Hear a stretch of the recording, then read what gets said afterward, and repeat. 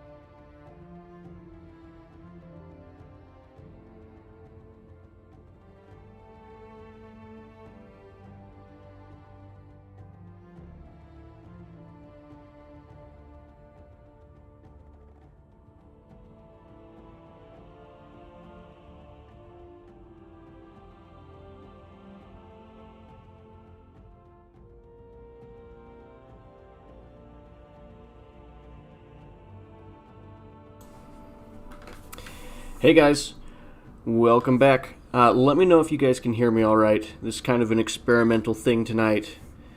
This is the first time I've done a live stream like this, so we're kind of just playing around with the volume settings. If the music is too loud, or maybe my voice is too loud or too quiet, let me know so that we can make this the best possible stream we can do.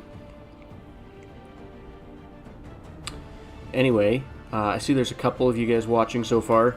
Go ahead and let me know where you're from, maybe say hi in the chat or something, and we'll get diving into this. So, let's see if anybody says anything in the chat. Nothing so far. We'll go ahead and... oh, there we go, we got one. CEO14 is saying hi. Cool. Glad that we can make this happen.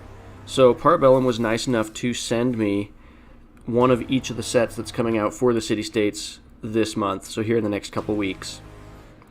So I figured we would go over some of the sprues, maybe take a look at everything, and then we'll build a model. Now I did a poll earlier, and it was agreed upon, or rather, the majority of the votes said they wanted to watch us build a Minotaur. So that's what we're going to build. We're going to build one of the Minotaurs, maybe all of them.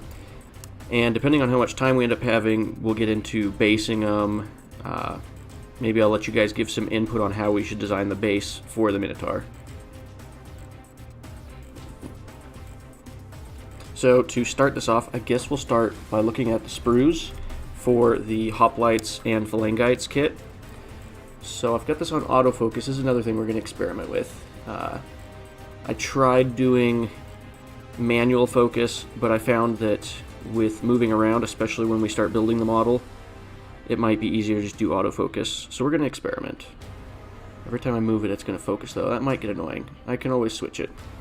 Anyway, here we have the sprue, and I'm pretty happy with this. I'm loving the design of the shields in particular, and then like the body armor, very impressive.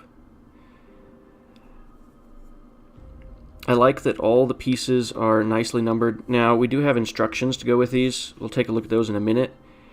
It's been my experience in the past that the assembly instructions on Conquest kits aren't the most helpful. They'll teach you how to put together like the first two models, and then you have to just figure out the rest. Now, if we look at the back side of the sprues, we can see that the bodies are numbered. So you've got 3 and 3 here. Those 3 will go together to form a body. We have, so it looks like 4 bodies per sprue and 3 sprues. That sounds about right.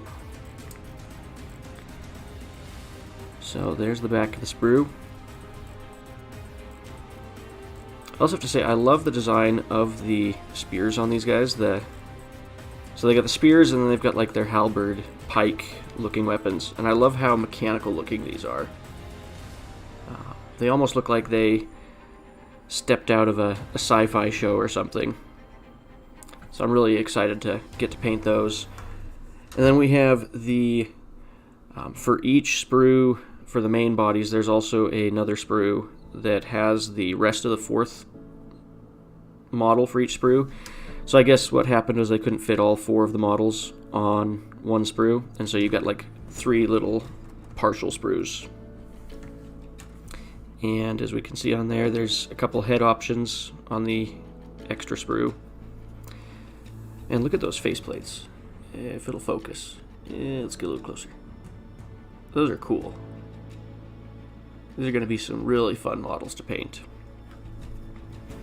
And then we have a 4th or a 3rd sprue. This one there's only one of in the kit, and this is going to make your leader model. Let's see if it'll focus. It's not really focusing very well, is it? There we go.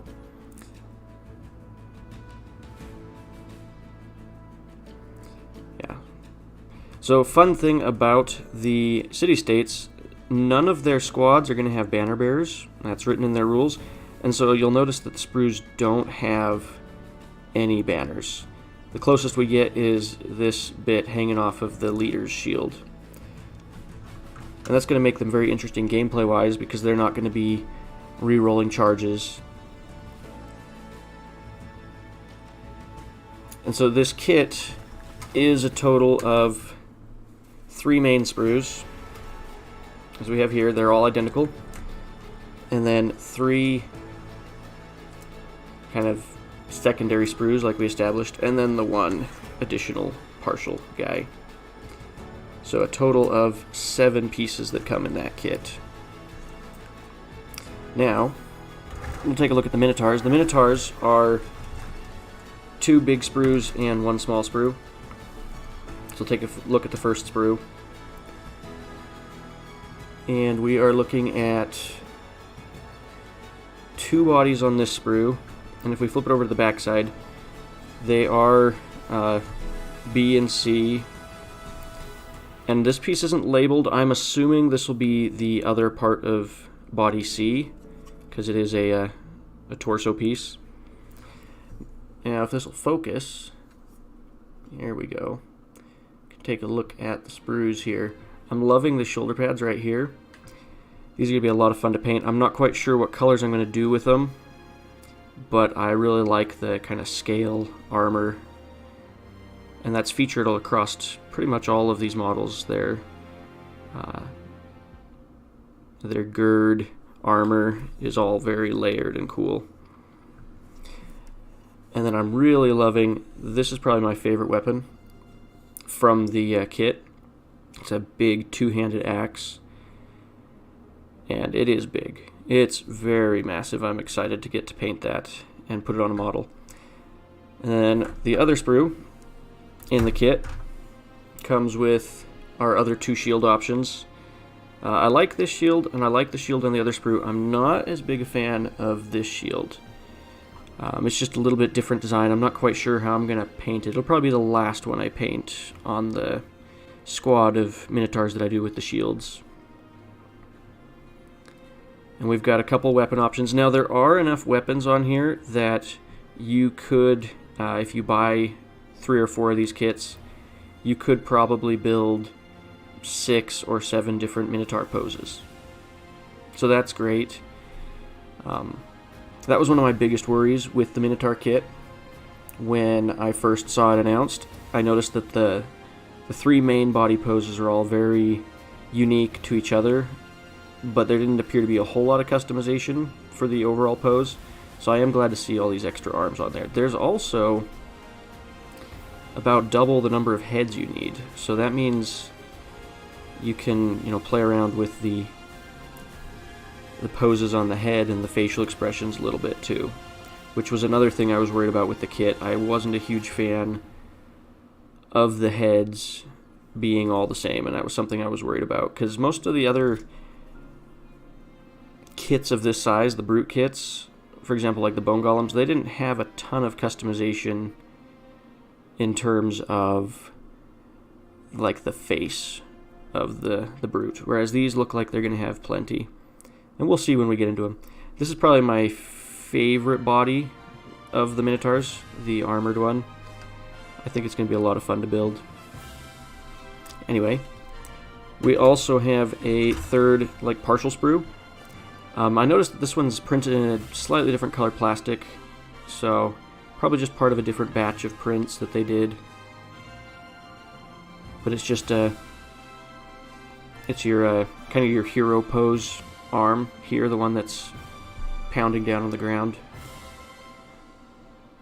And then we've got a shield arm, and I'm noticing on this particular piece there's a little bit of excess plastic.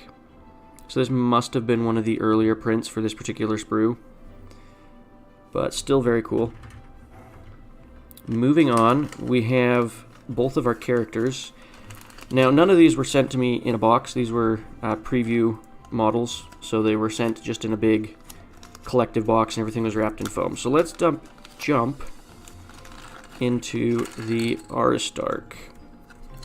So right off the bat, we can see that there's a little bit of flash we're going to have to clean off.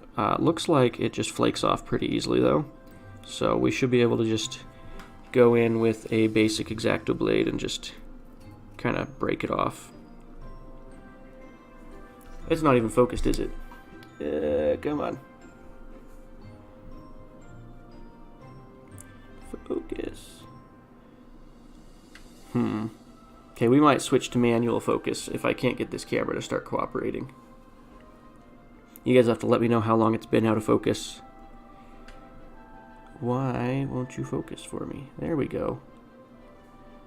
Seems like my hands are the trigger for the focusing. So anyway, there's the main body. This is probably, of the two characters, this is probably my favorite body armor. I know some of the local guys in my group have said the same thing. It's just got a very cool, very detailed torso piece. And it's designed in such a way that you could do it as metal plate, or you could do it as like leather, or even fabric, because it's not designed in such a way that it's obviously one or the other. So I like that. We have the arm and shield piece. This is also a very, very cool shield. And it really brings in kind of that, to me, it speaks clockwork. It reminds me of the, kind of like the inner workings of a clock, just the way it's designed.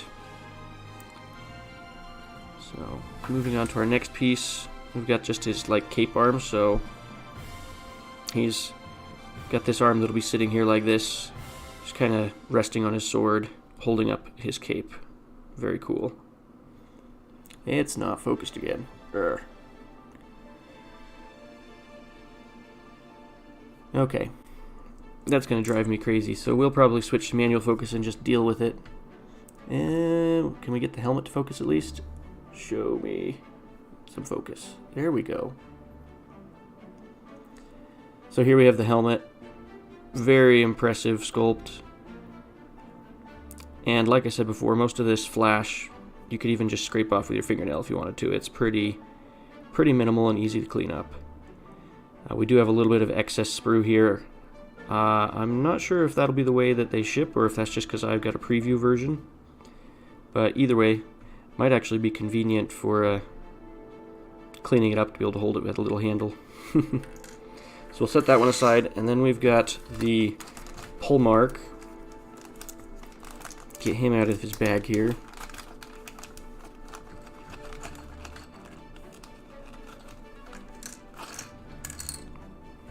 Now this pull mark is the normal version, not the one that comes in the 2-player starter set. So let's get the body up here, get it to focus.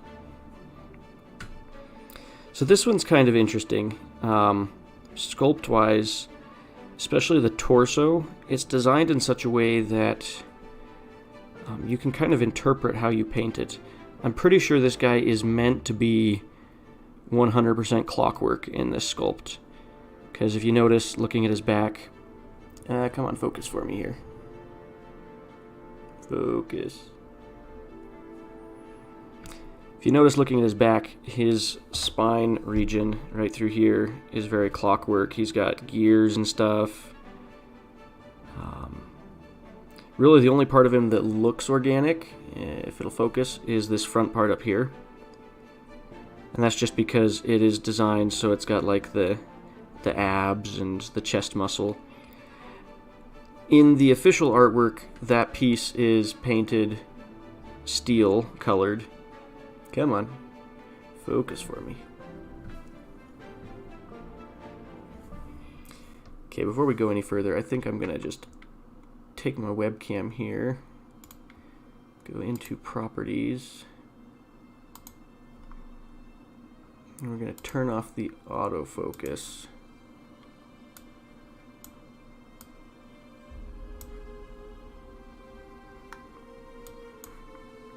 Okay, and then that's a little bit better. And then I think what I'll do is I'll just manually focus it anytime we need to get a closer up.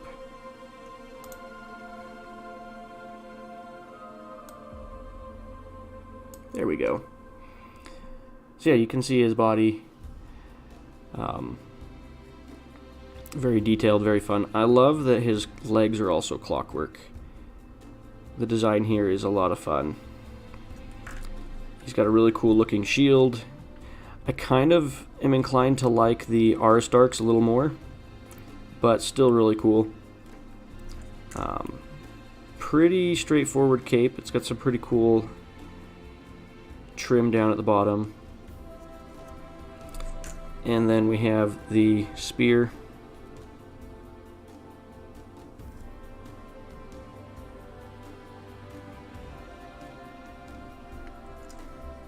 Okay, now we gotta take a look at his head. Let's see if I can get this a little closer. Focus in here.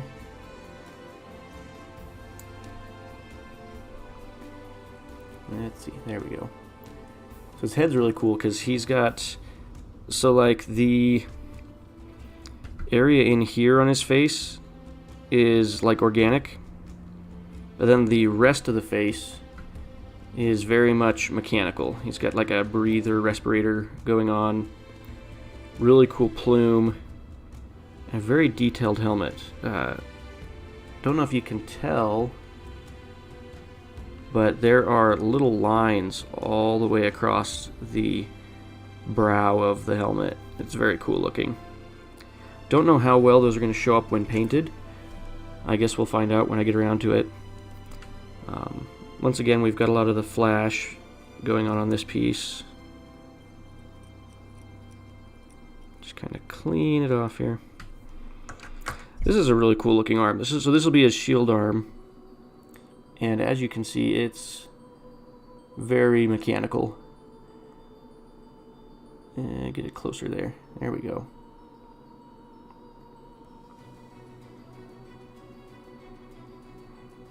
I'm excited to paint these guys. These are going to be a very fun army to work with. So those are the pieces that they sent me, you know, the sprues and everything. And then they did send me the cards for the Hoplite kit and the Minotaur kit. They did not send me the cards for the characters. Let me get this focused here.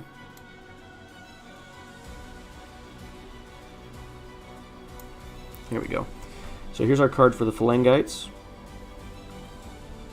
Pretty cool. I love the white marble in color on the artwork of the cards. We have the Hoplites.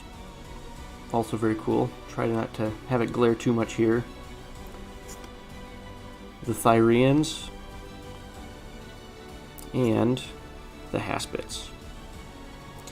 Now you guys are going to have to help me decide tonight, because we are going to build some of the Minotaurs. Should we build the Haspits with the shields, or the Thyrians with the two-handed weapons? Let me know what you guys think in the chat, and we'll get started building those momentarily.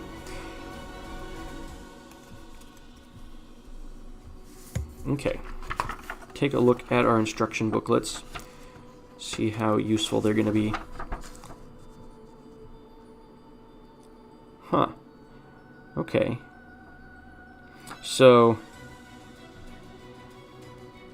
pretty straightforward. I like that they actually have clearly numbered steps. I can't remember if past instruction booklets had the steps numbered like that.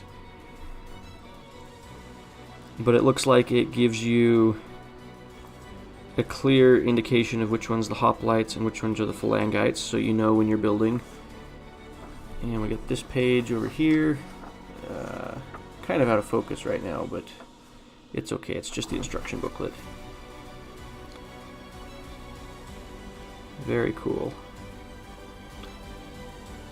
I didn't notice that before, but I think the capes are actually numbered too on this kit.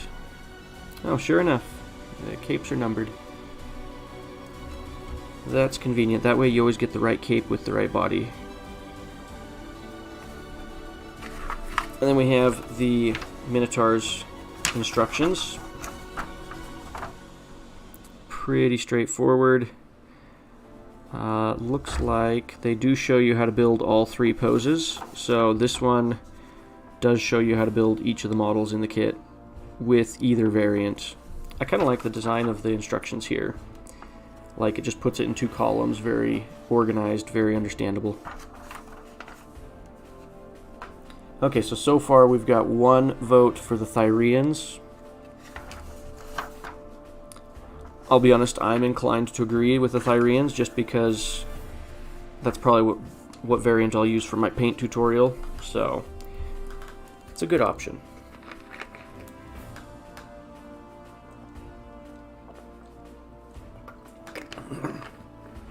Grab a drink of water here, because I am not very good at just talking constantly.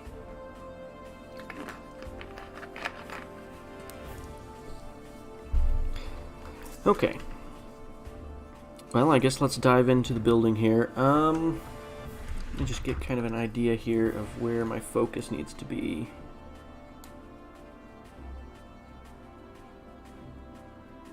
About there should do it. That gives us a pretty good view of kind of the whole center of things.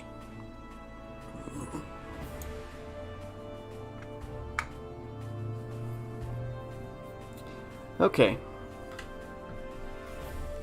Well, if we're going to build a Minotaur Thyrian, let's go ahead and start with, I guess, just the first one in the instructions. This is the one that's kind of charging in, but not the one that's doing the heroic landing pose. Okay. So it looks like we'll be starting with pieces 3 and 4, which are on the other sprue.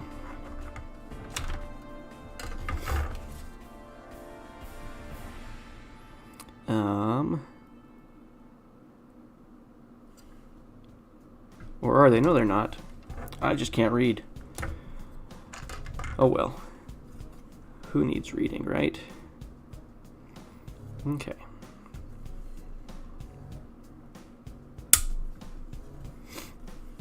And I'm just using some basic plastic clippers from Hobby Lobby. Nothing too fancy. Although this is the first time I've used this particular set. I just barely replaced them because the spring on my other set broke. Oh, apparently I missed one. Okay, there's our first piece. And I think what I'll do is I'll go step by step and show you the way they say to build it in the steps. And then when I build future kits, I usually tend to, at least with the brute models, I cut out all the pieces for each model and then clean them all and then glue them all together in one go. But I think this time around we'll follow the order.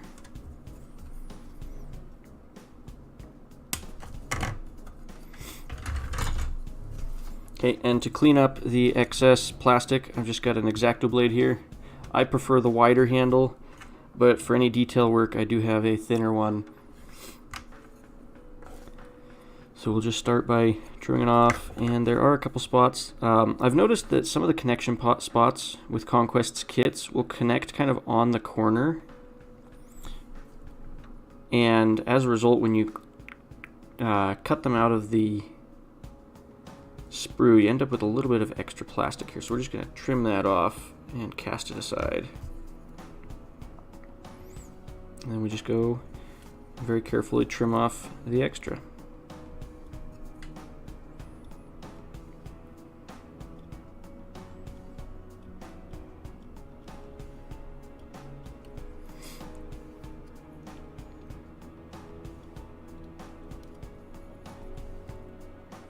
So let me know, guys, while we're doing this, because there's not a whole lot to necessarily say instruction-wise while I'm cleaning pieces.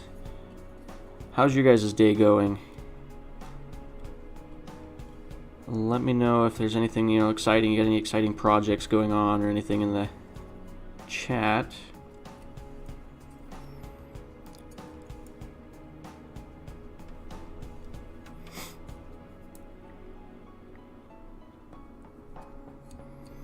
Was kind of surprised to receive this kit, or these kits rather. Normally in the past when Bellum has sent me models,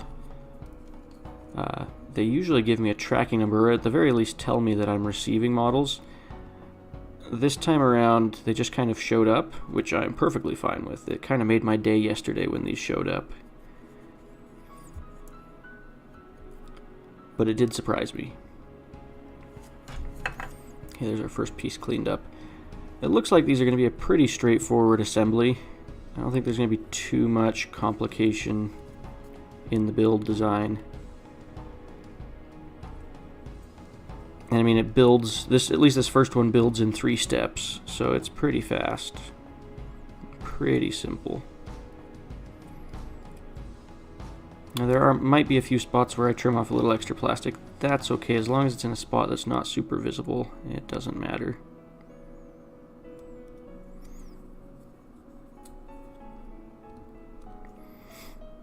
Now it does look like on this piece there's a little bit of mold line here that I will have to clean up as well.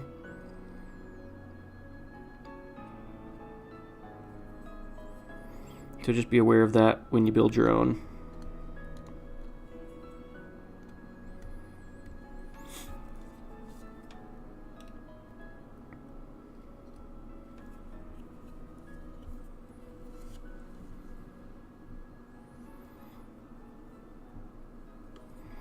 So Zargifli, you say you've got much project going on. What kind of projects are you working on right now?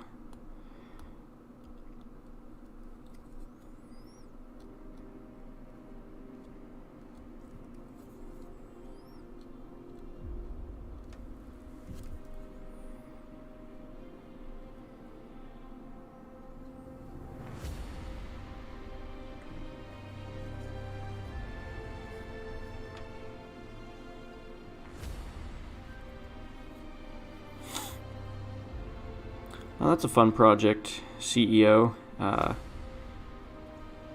Spire Avatar, those are fun. Are you going to paint those up to match the rest of your army, or are you going to go a more, I don't know, more royal color scheme, since the Avatar are kind of semi more special on the battlefield?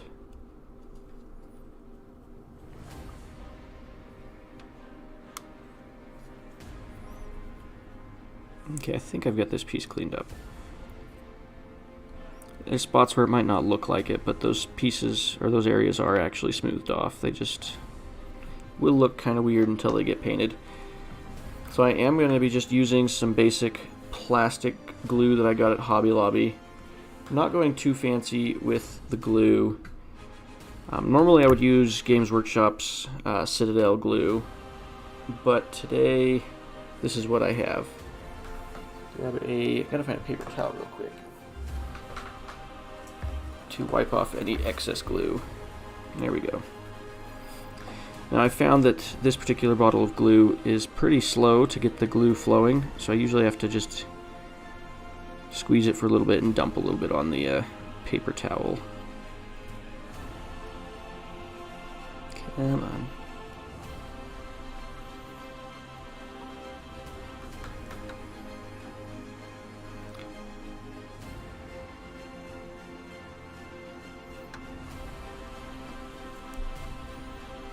If we're lucky, my glue's not clogged. That would be really unfortunate. There we go. Now it's flowing. Okay, so it's looking like when we dry fit these pieces, it looks like we just need to glue along this main connection point. So pretty straightforward.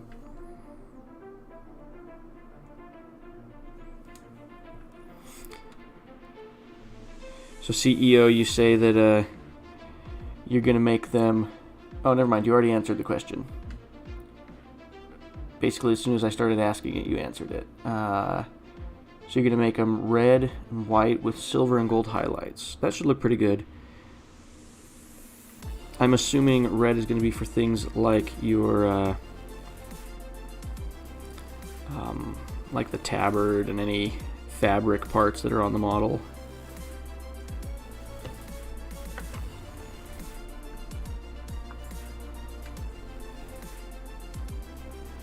Oh, you know what? Before this glues together, there's a spot right here that doesn't necessarily look super obvious as a glue point, but it is a spot where the pieces contact. Okay, I'm going to hold this together for just a second. This glue is kind of a little bit slower than the Games Workshop stuff I normally work with, but it seems like it does a pretty good job of binding the pieces. Oh, you know what? There's another spot. Let's pull this apart again. Okay, so something to watch out for. The spots where the clothing of the Minotaur connects together are not spots that are super obvious to glue when you first start putting your model together.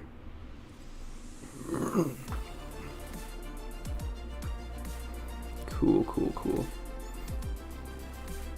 Okay, so we got the main body together. That's step one. Put the cap on our glue here. And we'll move on to step two. It looks like step two is just one piece. Piece number 11, which is this guy right here.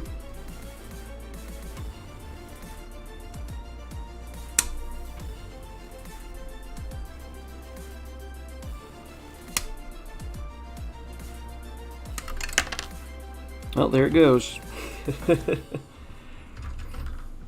Okay.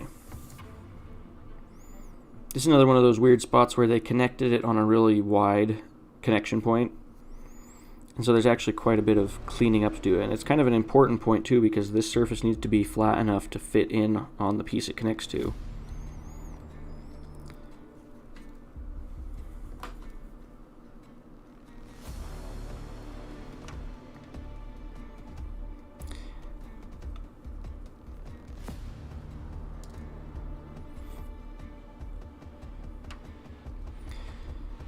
So Zargifli, I see that you've said that you're working on some Saurus characters, it looks like. Are you looking forward to that new battle tome and wave of models that they've announced?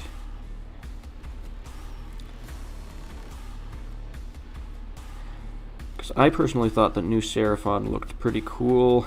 I wasn't a huge fan of the raptors they designed. I feel like Conquest's raptors did a better job of looking like raptors. And I think my wife, who plays Seraphon, kind of agreed, the same basic opinion. For me, I kind of looked at it, and with the timing of it being a couple years after Conquest had done their raptor models, it kind of felt like it was an attempt to kind of step up their game to try to match what Conquest did.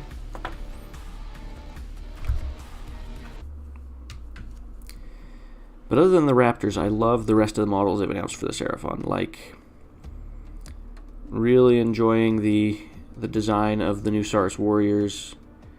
And I'm personally hoping that they'll reveal updated models for the Croxagores as well. I think that would be a smart move, because the Croxagores are probably the most out-of-date looking model in the Seraphon lineup. Okay, another thing I've noticed here, when you glue your legs on this particular pose, this surface right here is actually a connection point, and it's not super apparent if you don't dry fit beforehand that it is. So make sure you put a bit of glue in there so that you get a good connection. There we go.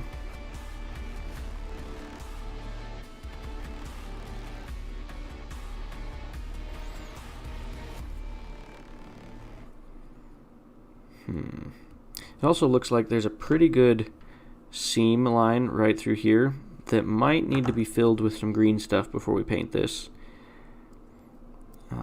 Now, one thing that I sometimes like to do when there's a gap like that, you can actually take this plastic glue, since it just melts the plastic.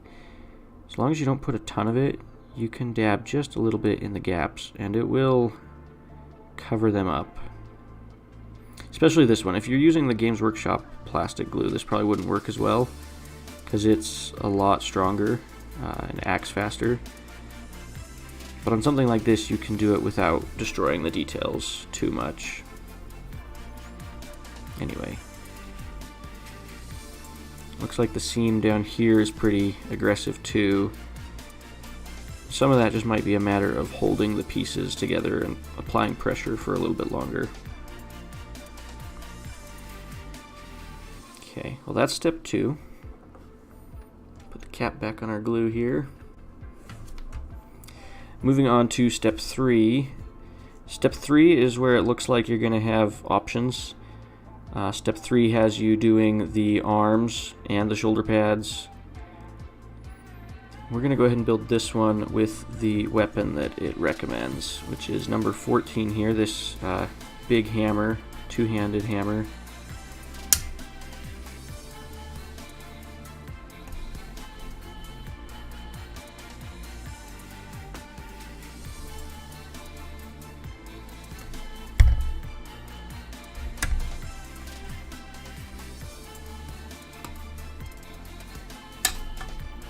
Okay, there's that piece. Arm number 8 goes with it, so this one right here.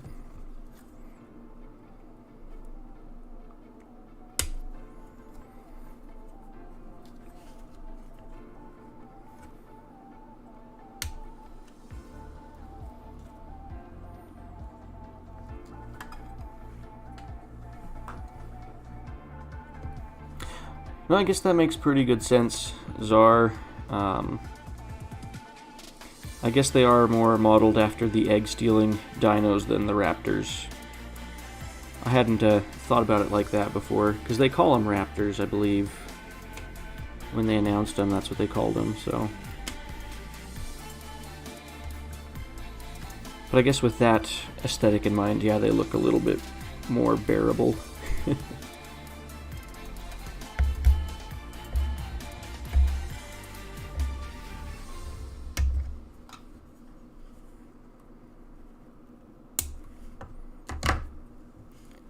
Okay, and then it wants us to put a head here. It recommends head number 10, which is this guy right here. So I guess that's the one we'll go ahead and do, but it is good to note, again, that there are 2 other heads on this sprue and 3 more on the other sprue, so you have 6 heads total you can pick from. In fact, I think I might cut out a second head, a random one, just for fun, so that we can see how kind of modular they are. Now with this head, the way it connected, you can see, even with me clipping, there's a pretty big chunk of plastic here, so we're going to have to clip that off. And that piece of plastic is gone forever. It just launched right at my face. Okay, so that's that head, and then let's figure out which head isn't being used for the main body. So 13 is the one they recommend for the other pose. And they recommend 41 for the third pose, which is on the other sprue, right up here, or down here, yeah, okay. So I think what we're going to do, let's try piece number 9 here. Now I do notice that as I'm looking at the building instructions, it does recommend different heads based off which Minotaur you're building, so I'm thinking that each body is designed to have 2 head options. So it recommends this head for the Thyrians and this head for the Haspit for this particular body pose. And I guess we'll see. The shapes on the back are different enough that I guess, yeah. So if you did the number 9, there's your pose, if it'll stay. Just kind of looking down more, and then they're kind of the same pose, it's just really the faces that change.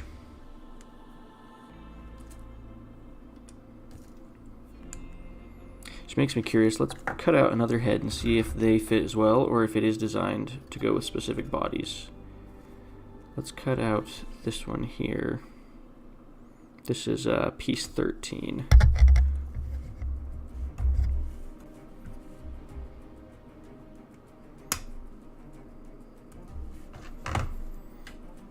Okay. Okay, so yeah, it looks like you're given 2 head options for each body, because as you can see, like, you could put this head on there, but you'd have to do some green stuffing to get it to fit properly, because there's that big gap there. And I'm assuming that also means it doesn't work well with the pose for the arm, because that horn goes way off to the side. So good to know. You've got 2 head options per pose.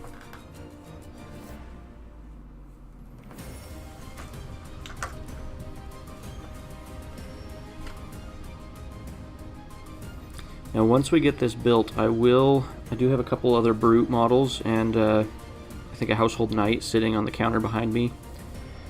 So once we get this built, we will do a size comparison just to see how they look next to the other brutes in the game.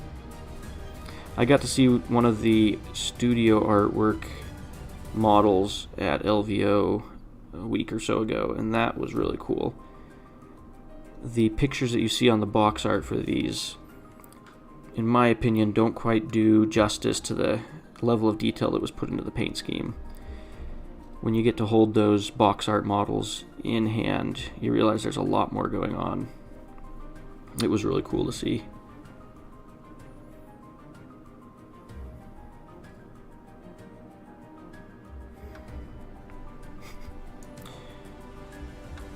Yeah, I'm glad that they put extra bits in here.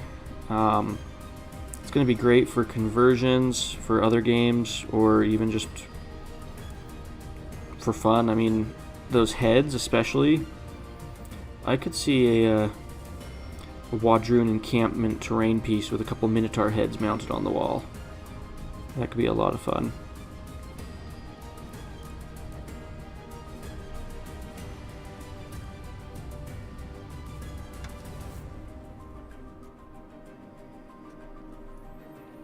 Well, it looks like there's 12 people watching, which is pretty impressive, considering that I've not done a live stream before. I'd consider that a bit of an achievement. Now, I have live streamed before, just not with this channel. I did like 2 or 3 live stream sessions back during the beginning of the pandemic. That was under the banner of a game store I worked for at the time. And it was a lot of fun. We did some painting, live streaming back then.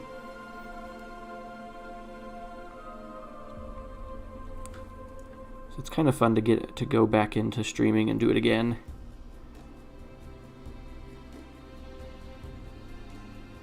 Now, along here there is some mold lining, so you'll notice I'm cleaning that up. In theory, where it was positioned on the back of the arm there, you could leave it and just paint it to look like veins running down the back of the arm, because that's a thing.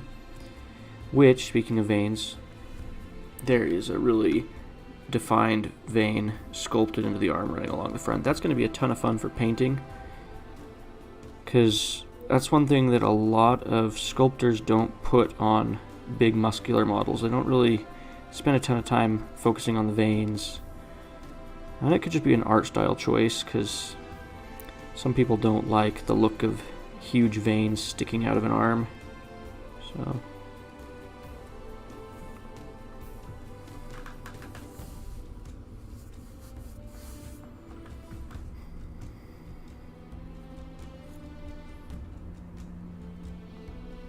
some of these connection points are in weird spots, but I don't think that's Bellum's fault. I think it's just the way that the program, that the company that does their sprues for them, it's just the way their program renders it. But I mean, it's still good. It's not as annoying as some of the Games Workshop designs that we see in the newer kits, where you'll have like 2 pieces that make up the face, and there's a line splitting the face perfectly down the middle. I'm glad we don't have to deal with that in Conquest. And hopefully we never do.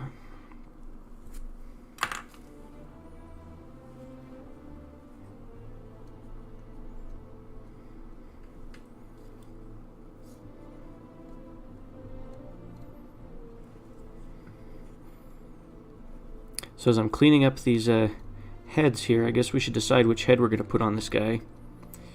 So what do you guys think? Do we do this head with the horns intact, or do we do this head with one horn broken? Other than the broken horn, they're mostly the same. There is a scar on this, the one with the intact horns. He's got a much larger X-shaped scar.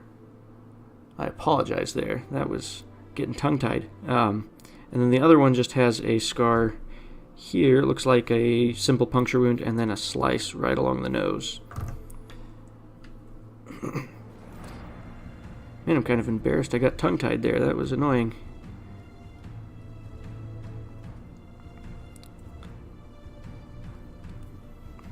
I think I might have yelled a little bit into the mic too. Let my voice get raised a little too much there. I apologize.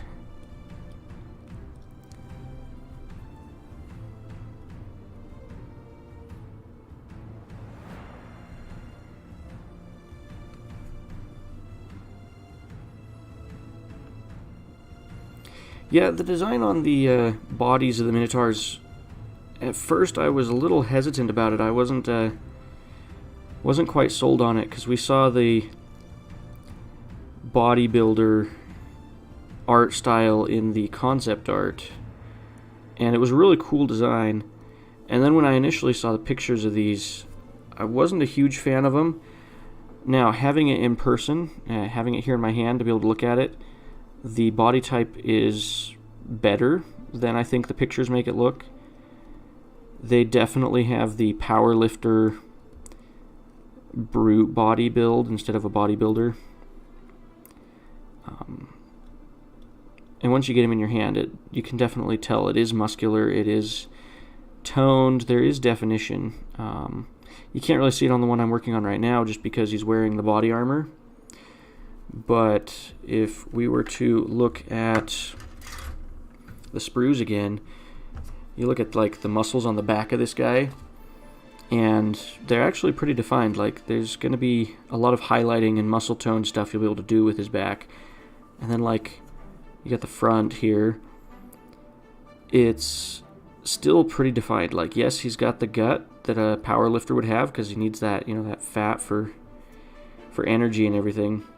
But then you look at the chest muscles and there's very clearly defined layers in the chest muscle. There's these rippling veins just running down it. It's really cool. And then the other one has just got a flat belly. Like it's not bulging out at all. It just kind of looks like he's got a little bit of fat on him, but not enough to make him look fat. So I'm impressed with it.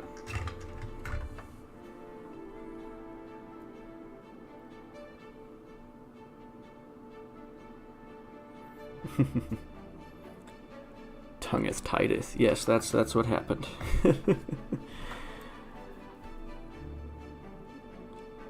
Okay, so we've got one vote for the broken horn. I guess we can take a look at him on the body again real quick. We'll glue the head on last, that way we can still decide later on. But so that's how that one looks. I'm trying to keep my fingers out of the way as much as I can. And then the other one is pretty much the same. He's maybe ever so slightly different in the angle, but still pretty much the same.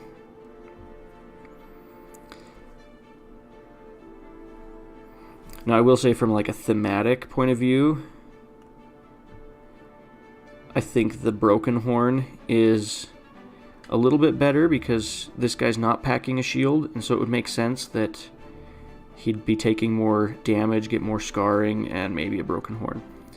Now looking at the instructions, I can see why they did the broken horn head on the shield version of this model. And that's because when you think about it, I believe they have you building this shield onto it, and if that's sitting right there, that horn would be getting in the way if it were sticking out, you know, in a full complete horn. So that's probably why they designed it that way. Okay, we've trimmed up these pieces. Let's get them glued on.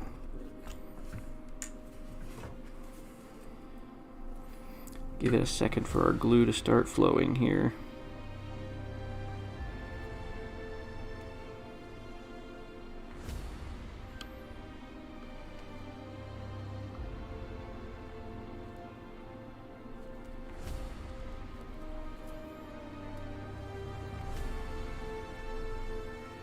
There we go.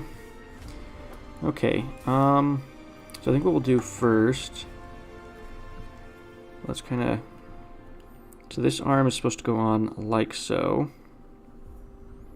And then this one has a nice little notch in it that slides perfectly in with a notch that's on the other piece.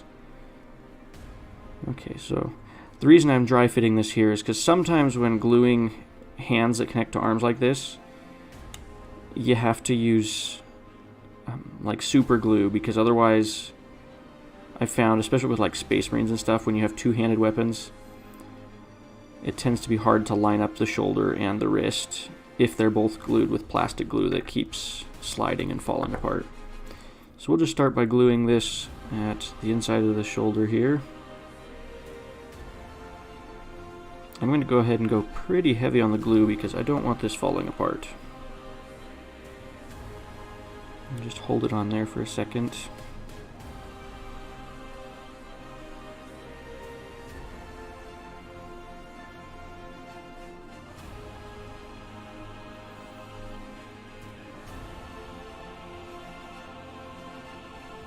Another thing to be pondering on as we build this is basing ideas.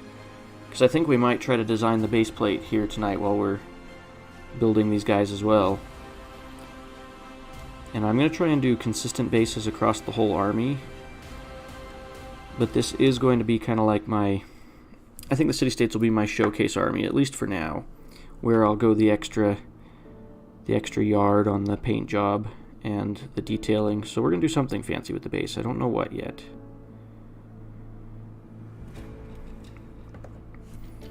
I know I did like these temple floor bases for my wife's first couple Raptor riders.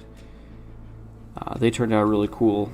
However, don't know if I would do them again just because they were very time consuming to build. It was like an hour and a half for one base plate because I had to hand cut out each of the tiles and sculpt it a little bit so it looked like it had chipping and weathering on it.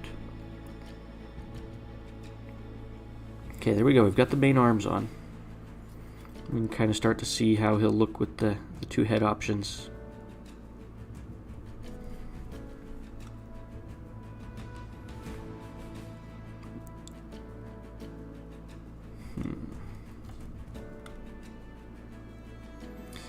Yeah, I'm kind of leaning towards the broken horn as well.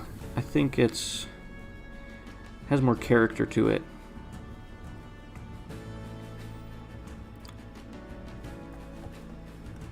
Then I feel like this scar here is, I don't know, it just looks like it should be a very lethal injury with how deep it looks like it goes in. I don't know.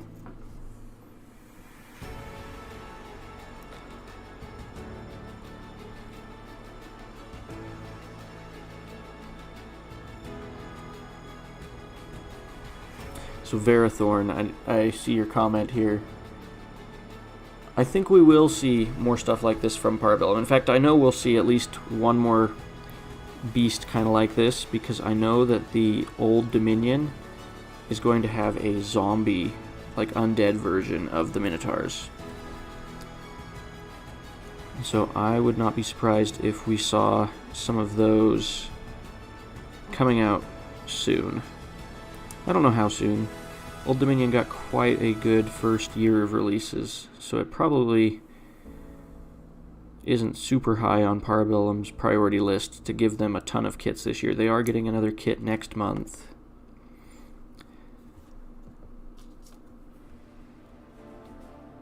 Okay. So looking at the shoulder pad, it's looking like it'll probably be easier to put the glue on the shoulder pad itself than to try and figure out where it all lines up on the body. So that's what we're going to do.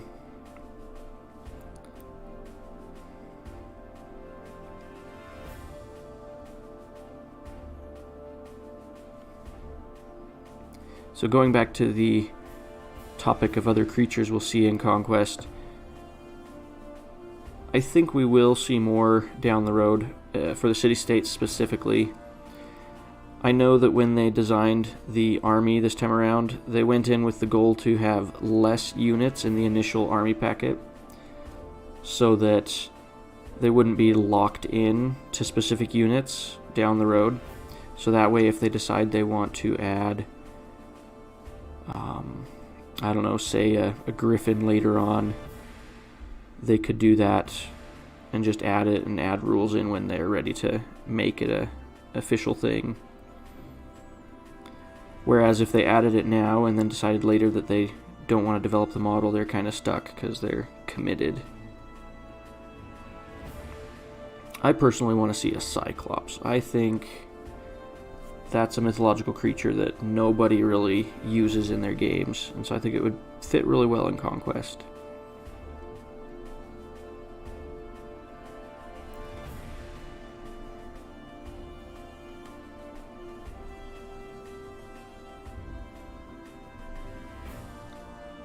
Okay, so we got a lot of ideas for basing here.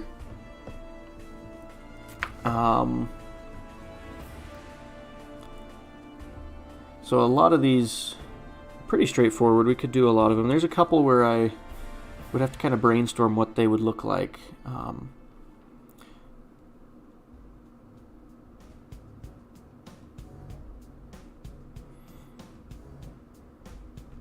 The overrun camp in particular, what would that kind of look like? What do you think? Would that be like, I don't know, would we have bits of ripped up pieces of canvas on there from tents that got burned? Or, I don't know, maybe we'd have... I could see on a brute or monster base having a fire pit that's been stomped out and do some smoke coming off of it. That could be pretty cool. Something I'm realizing here, this shoulder pad, it is the right one. Yes, it's the right one.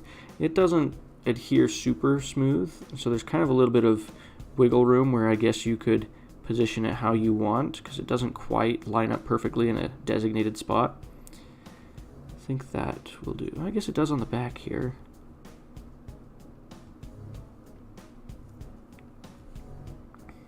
There we go. Okay, time to glue the head on. I think we'll go ahead and go with the broken horn.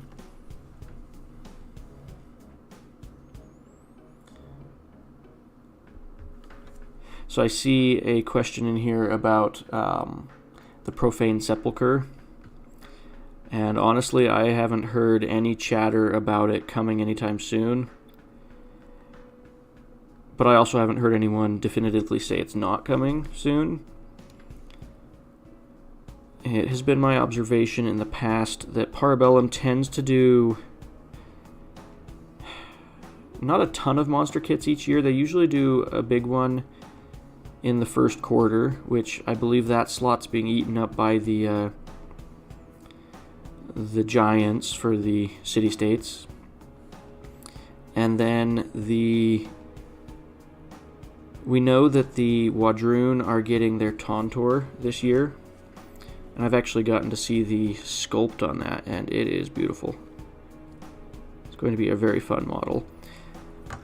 I've also heard some mention that we might see a Desolation Beast for the spires at some point, but I've got no official confirmation on that. I've just heard rumors.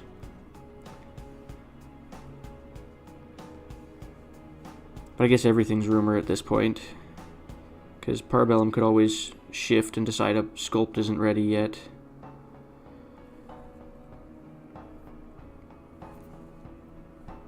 Okay, so there we've built the first one.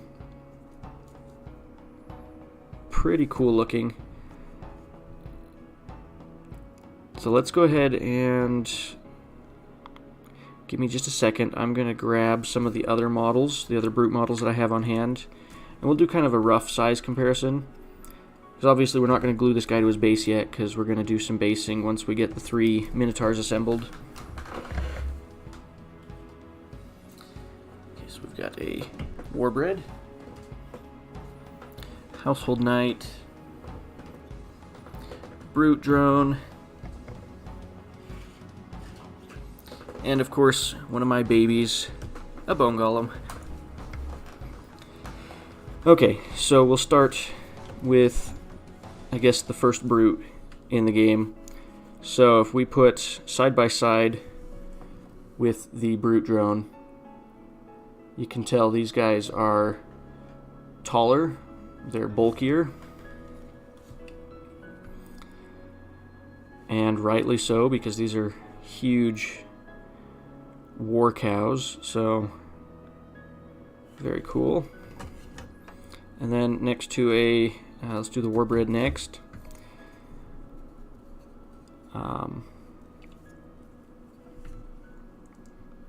Also taller than a Warbred, doing my best to try and line this up at the height of the base plate. The Warbred has a wider pose, just because of the arms that kind of stick off a lot. But very, very cool. Okay. And then the Household Knights. Imagine how intimidating it would be to be this knight riding up on this war horse, and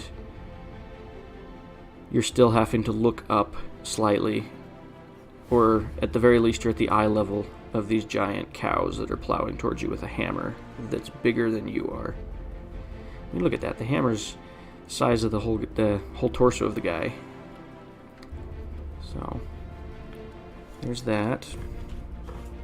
And then the bone golems. I think bone golems are slightly larger.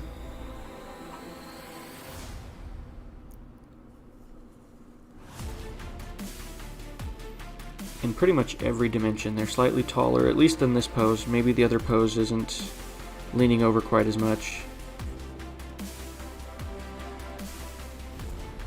Very cool. Now I gotta put these away, I guess.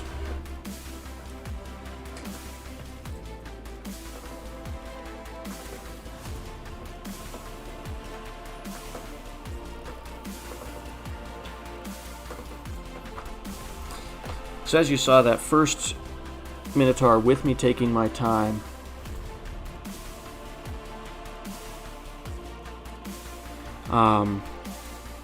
really only took maybe 40 minutes to build, and that was with me chatting and taking my time and not just sitting down and focusing on getting it done.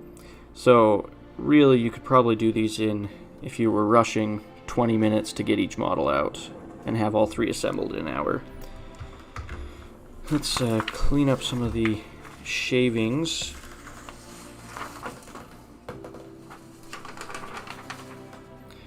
And we're back at it for the second one. Now the second one,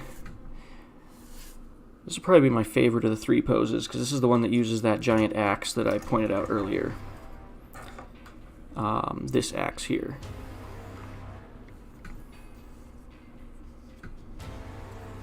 And if you were to build the Haspits instead of the Thyrians, this would also be the pose that uses the Crescent shield, which is probably the coolest of the three shields they come with.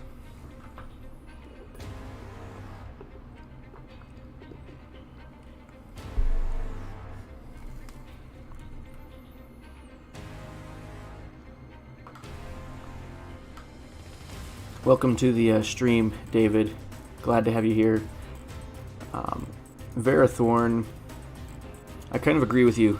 2.0, not having models removed from their bases now, has opened up a lot of space for more diorama-style bases. I know my brother took one of his characters. Why am I starting with the axe? Let's start with the body. He took one of his characters and he permanently attached him to a mountain. He still magnetized the mountain that he's on, because it's a Dwagone character. So like you can remove the mountain from the stand, but since he knew he'd never use that particular character in First Blood, he went ahead and just permanently built it onto a really cool diorama piece.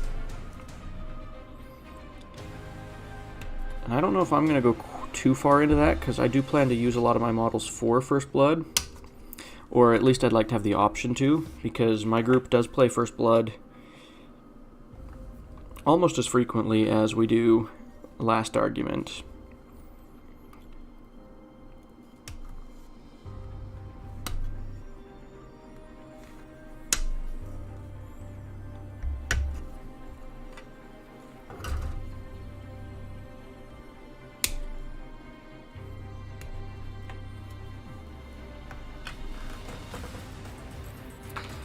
Another reason I'm kind of holding off before I go too far into the super scenic bases is because I know one of the first things that people started asking when they released 2.0's rules was whether they were still going to be required to put all 4 models on an infantry stand. And so far it seems like the answer is leaning towards yes, but Parabellum has still not given like a fully final answer on that. So I wouldn't want to go too far into like decorating my bases and maybe spreading the models out across more bases. I wouldn't want to do that and then find out that that makes them not tournament legal, because I do go to tournaments. I enjoy tournaments for Conquest.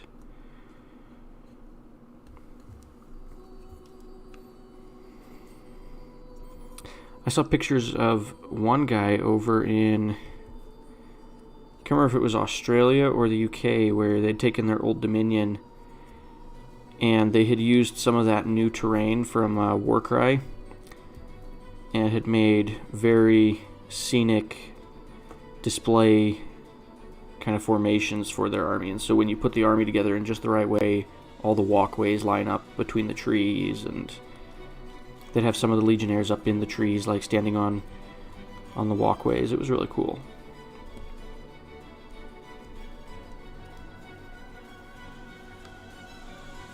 Hey, we're up to 16 people watching now. That's pretty exciting.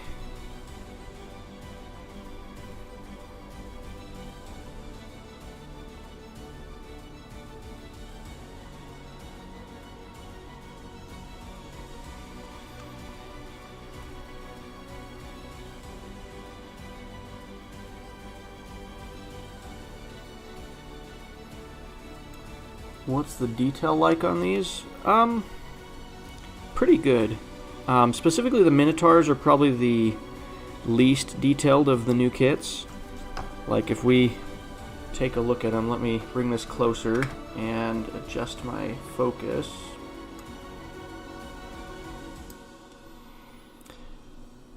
Like, we can see there's plenty of detail there, and you can see, like, around the face there's different muscles that are clearly defined. And there's plenty of detail in the hair. It's not just random spikes sticking up like you might expect on a old classic Warhammer model. The Minotaurs in particular use smooth armor and not as detailed of armor, and I believe from a narrative standpoint that's because they are primarily beasts of burden for most of their lives, and then they've just been given armor and sent to fight, so they're not really, you know, rich or fancy. So, but yeah, they're pretty good detail. And then here, I'll pull out the sprue for the hoplites. You can see them. They have a lot more detail packed onto them. So you can see like the shields there, very detailed. The body armor is looking like this. And the pictures that you see on the box art don't really give you a good idea of just how jagged some of the details in the armor are. Like, there's a lot of points and jagged edges and lots of trim to work around. So from a painting standpoint, they're going to be fun. But they also have a nice mix of flat plates as well. So painting things like, maybe you want to do personal heraldry on each of your guys. You might be a little crazy if that's what you want to do, but you could do that. Anyway, they're pretty detailed. I'm pretty happy with them. Let me zoom back to our image here.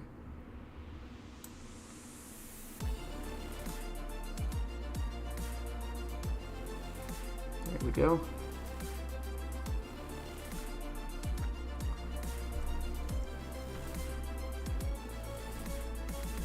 So, you mentioned that you got the Spire versus Hunter Kingdom 2-player starter set. Funny story. About this time last year, we decided that we were going to take a couple members of our group that had been kind of dabbling in Conquest but hadn't made the full dive. Decided we were going to take them to a tournament. What we ended up doing is we got 3 copies of that 2-player starter set, and that made a 2,000 point army for each army, and we threw them into a tournament with that. And one of our guys actually came in, I think, top 3 in his first tournament. And that was a small tournament. It was 6 to 8 people, so it wasn't anything super fancy. But that was playing against players that were more skilled and had more varied armies. So I would definitely say armies in that starter set have a lot of viable units. Particularly the Spires half of that starter set. It has a lot of really valuable stuff. Pretty much everything in that kit, with the exception of maybe the Ferromancer, is something that you definitely want to have 3 or 4 of in your collection. You won't necessarily use all of them at once, but it's good to have the options.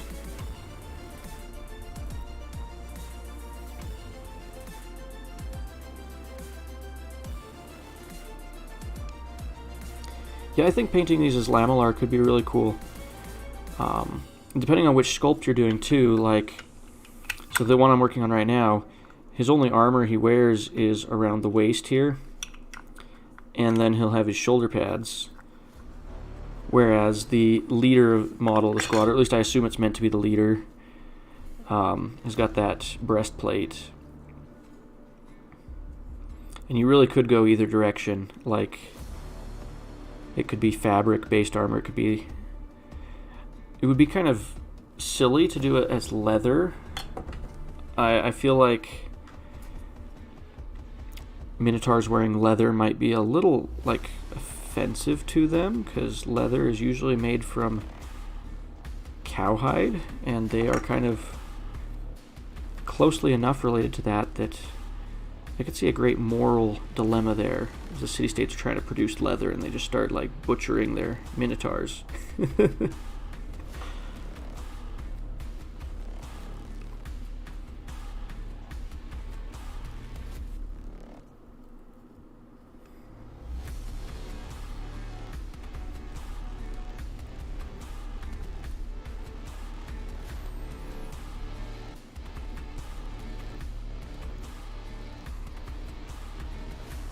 If it looks at all like I'm struggling with this knife, it is a little bit dull. I actually kind of prefer that, though, when cleaning off bits like this. Because if you have a brand new sharp blade and you push too hard, you end up digging into the model. With a slightly dull blade, you have a little bit of wiggle room with how hard you can push with the knife and not dig into the model's details.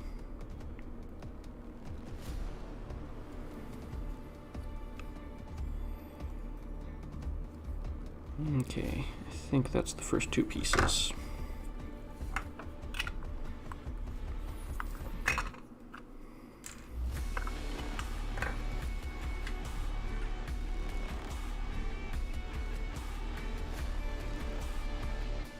Come on, gotta get the glue to flow. So I think what I'll do is we'll keep building the Minotaurs for another 40 minutes, roughly. And then once we are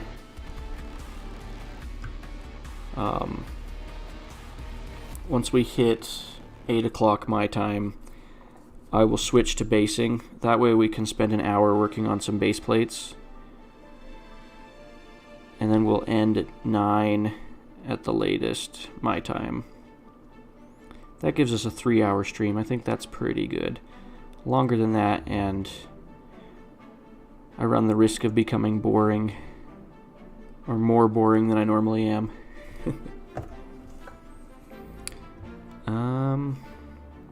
Okay, I think that's glue everywhere that there needs to be glue.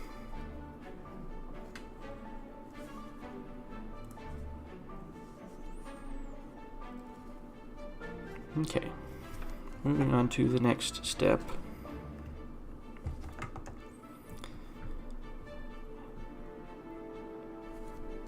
This particular Minotaur is interesting because they only list 2 steps in his assembly. I guess that's a bit of feedback for Bellum. Consistency in the design of your assembly instructions, because this one goes from step 1, which is the body, and then it goes to step 2, which is like everything else. But then it lists another step after that where it's like, oh, but here's, you know, another layer of shoulder pads, but it doesn't call it step 3. It just has it just continuing there. And so if you didn't know that was supposed to be the next step, you might just assume that's showing an alternate set of shoulder pads or something that the guy could be wearing. Okay, we are looking for piece number 16 and piece number 15. Here's 15.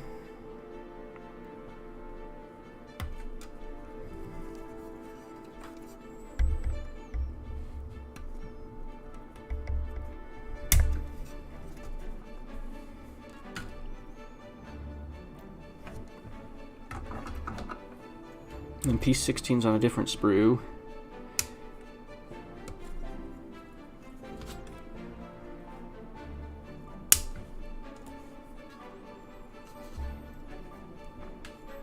And then we need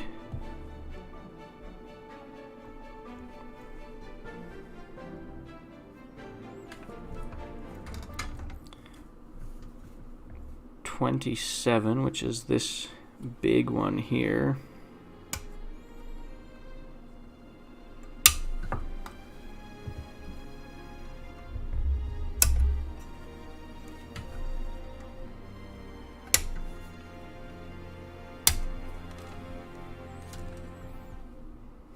guess we better cut that little extra bit of sprue off.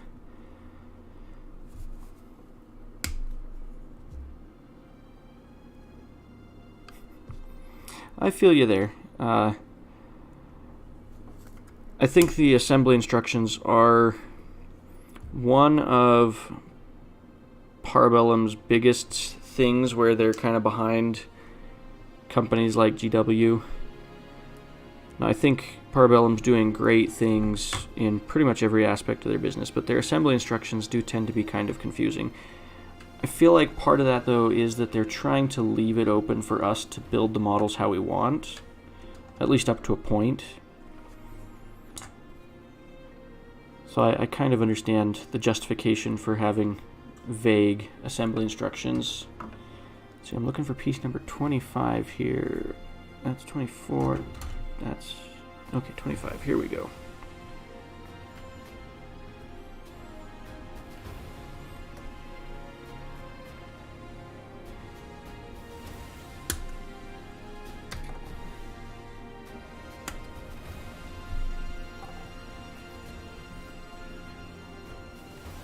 Okay, and then it says head 13, and the optional head is 28. So let's find both of those heads and see which one we like better.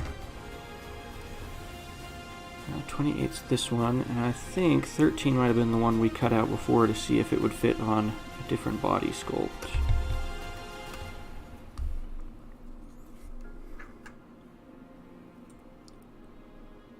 It was this one right here, yeah.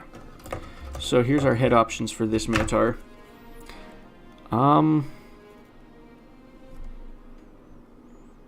At a glance, they're very, very similar. We've got a nose ring on the one in my left hand here. And then this one doesn't have a nose ring. He does have a scar on the nose. The horns are both basically the same shape. Very subtle differences in them. And it looks like the main difference is this one's got a decorative band around it on this side, and then this one's just got like fabric wrap around the horns. So two very similar heads. Once we get them cleaned up, we'll see if they're different at all pose-wise on the body. Okay, so that is everything it says for that step.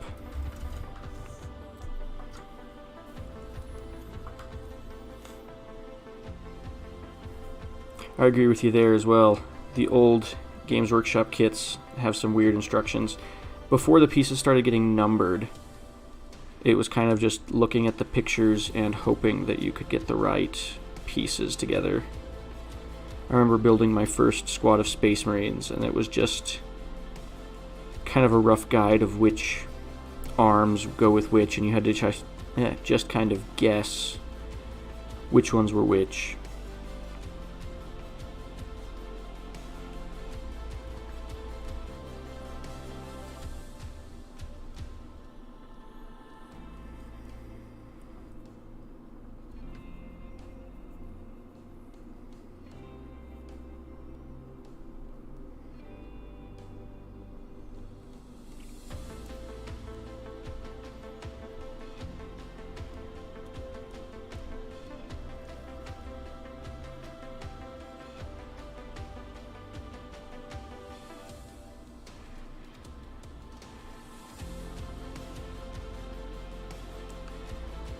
I haven't heard if the Bountiful bundle has gone out yet. I would say your best bet is to look on the Parabellum web store, and if it still shows it as an option there and doesn't show it as out of stock, that probably means you can still get it.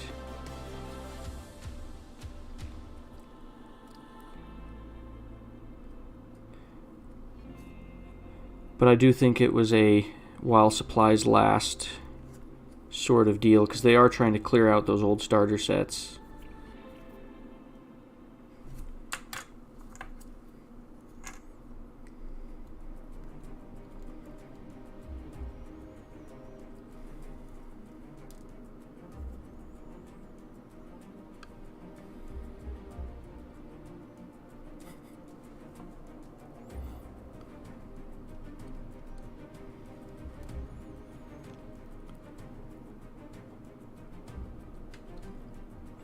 Zar Gflea, I see your comment there about Big Axe wanting this axe.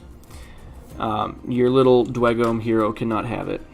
Nope, he's going to have to fight my Minotaur to the death for it. Spoiler alert for everybody watching, Zar Gflea is part of my normal player group, so Big Axe is a converted Dwegome character he did, where he sculpted this massive axe head out of plasticard and gave him this huge axe. And so we tend to name the character based off of how well he's rolling. If he's not doing very well, we call him Bad Axe. If he's failing charges, we call him Fat Axe. You know, play on words.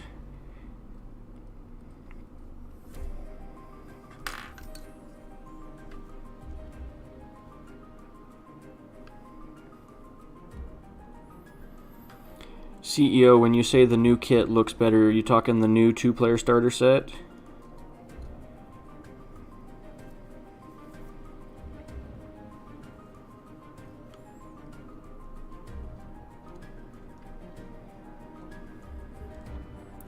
You're probably right, Zar Gflea. He'd probably beat this poor Minotaur, because Dwegome characters are very punchy and very tanky. Dwegome are the one army in the game that I don't know how to play against. Like, I can handle pretty much any of the other armies. When I play my Old Dominion, at least. I'm going to have to relearn how to play when I play City-States, because City-States do not get to ignore Resolve like the Old Dominion do. I've gotten so used to just not having to take Resolve, I often forget that it's a mechanic in the game.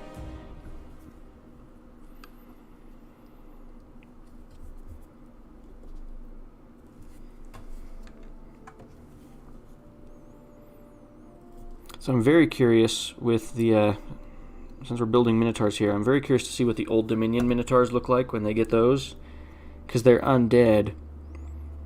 I'm kind of wondering if maybe that's where we'll see them use the bodybuilder sculpt, because it's a skinny, not healthy Minotaur that's dead. I kind of wonder if we'd get to see like bits of flesh that have fallen off and exposed bone and other rotten organs underneath. Could be very interesting models.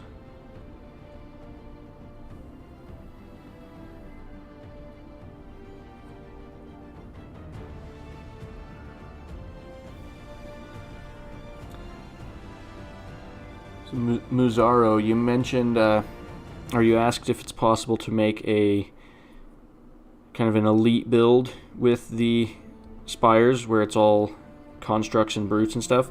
One of the lists at LVO was exactly that. There was a Highborn and Avatara list that was a lot of fun to look at. I didn't get to fight against it, but I think there were probably 9 or 10 Avatara, a couple Incarnate Sentinels. I'm trying to think what else was in the list. And I think it came in kind of just in the middle ground of the tournament rankings. I think I have the tournament rankings. I could probably look it up. Let's see. Put this down for just a second.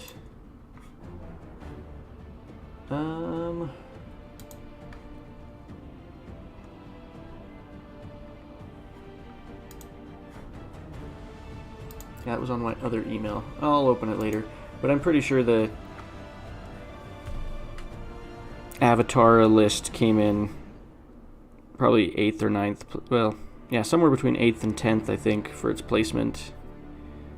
Might have been higher. Okay. So let's take a look at these heads on the body. So here's the sculpt without the nose ring. Head's kind of tilted to one side a little bit. And here is the other sculpt. So it looks like the positioning of the head stays the same. It's really just I guess a matter of Nose ring or no nose ring?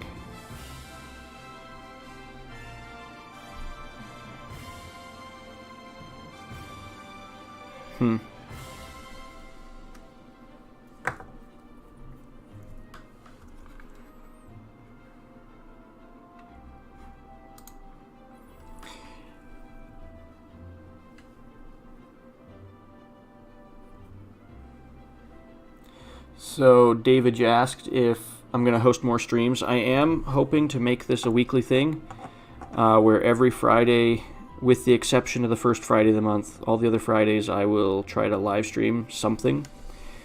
It might not always be Conquest, although I do think Conquest is the one where I have the most interest in people watching me stream. I was actually thinking for next week I'll probably put up a poll Friday morning and I'll ask people what they want to see painted. But I think we'll either be painting Minotaurs or maybe a Hoplites.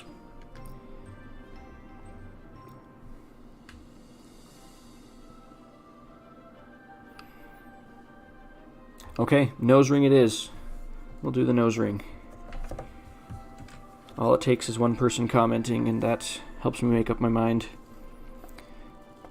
I was leaning towards the nose ring one as well, just because, I don't know, it's also more ornamental. It's got the decorative metal rings on the horn as well.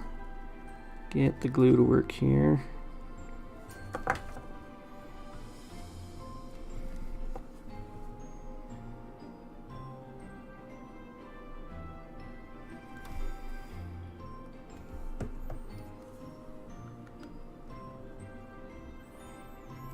So I have to ask you guys, if I do continue doing streams, if these prove to be a successful thing, what kind of content would you like to see streamed? At first, it's going to have to be hobby stuff, like anything I can do on my desktop I can stream. So painting, building models, designing terrain.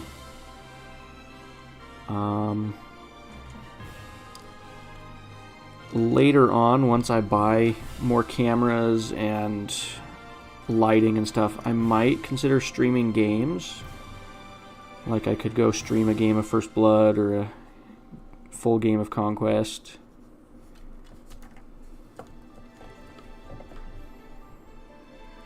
But if there's something specific you would like to see on a stream, let me know and I'll see if I can figure out how to make it happen.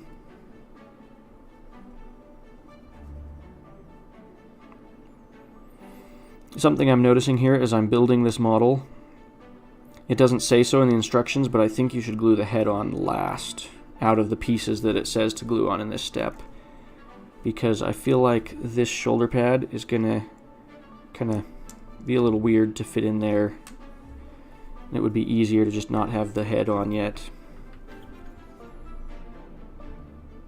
Luckily I'm using plastic glue, so when I get there, if it gets in the way, I can just pull the head off temporarily.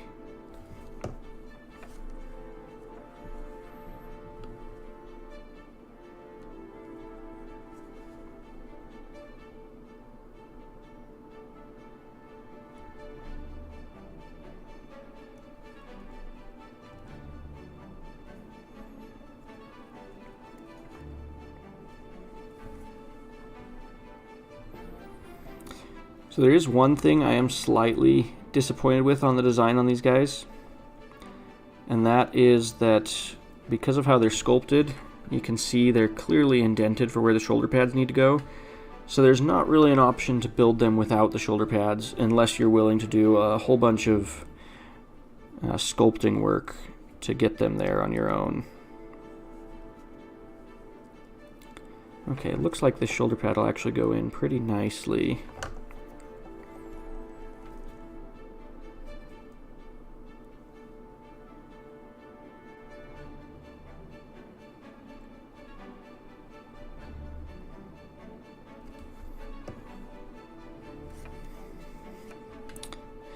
I just gotta figure out which angle I had this going on when I dry fit it. There we go.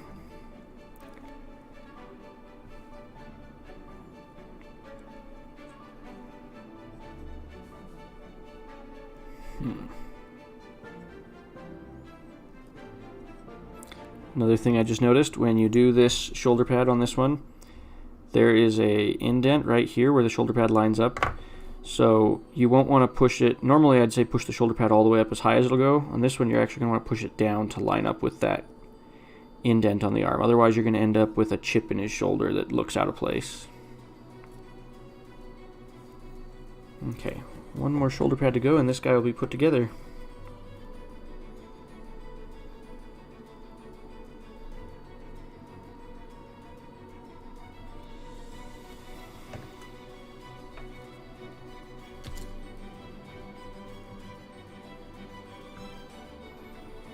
I also didn't dry fit this one, so I'm lucky that I got it right on the first guess for how the shoulder pad sits.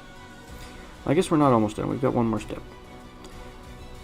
So at this point, you could leave him like this. You would have to sculpt right here, there's an indent, and right here there's an indent for the other, because this is a two-part shoulder pad on this one. So if you wanted to, you could leave him off. You just have to do a little bit of extra work. So moving on, let's find those shoulder pads. We're looking for pieces 21 and 23. So we've got 23 right here. Surprisingly, the one next to it is 22, not 21.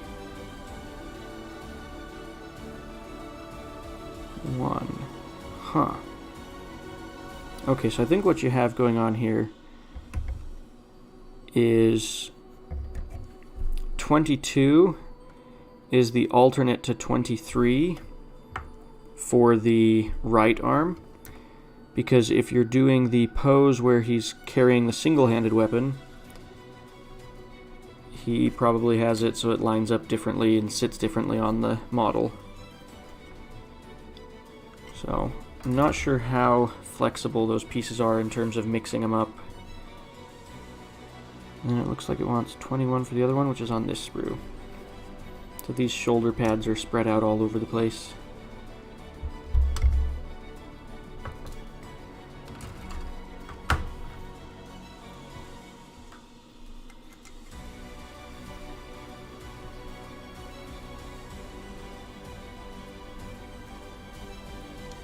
So my painting scheme for the city-states, it's not 100% set in stone, but right now I'm leaning towards, basic bronze armor.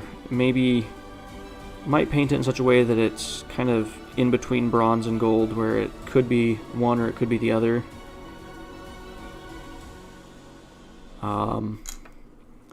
The robes, or not the robes, but like their capes and heraldry stuff on the infantry, I'm thinking is going to be a kind of a dark teal color.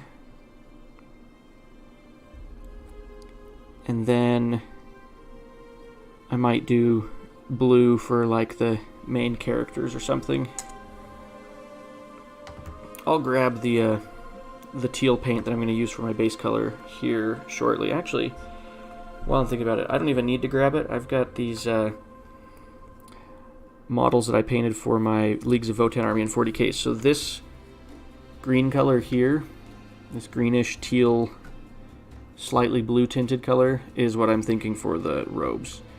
It's going to look a little different when I'm painting it on cloth, because you do more highlighting, more layering for cloth, but that's kind of what I'm thinking for the cloth color. Okay, let's bring our glue out here again.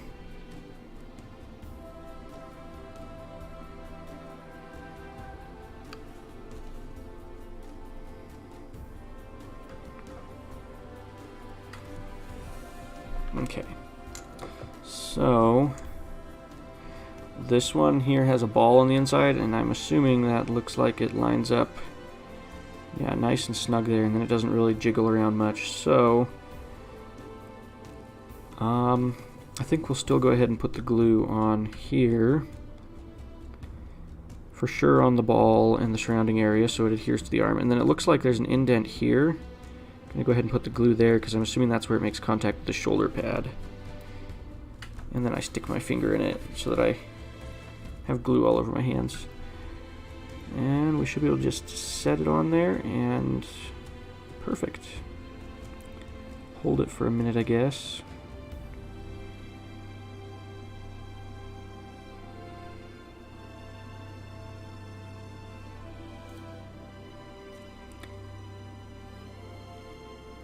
The layered shoulder pad is interesting. Having designed like foam armor and leather armor for LARPing stuff in the past, this design would be a nightmare to get to stay on. You'd have to probably put a strap in here that holds it to the upper piece, because otherwise it just always slides down the arm. Straps that go only around the arm tend to not hold very well in my experience. But it's a fantasy game, it doesn't have to be super realistic, right? Plus, there was armor that was layered like this in history, so obviously somebody figured out how to make it work.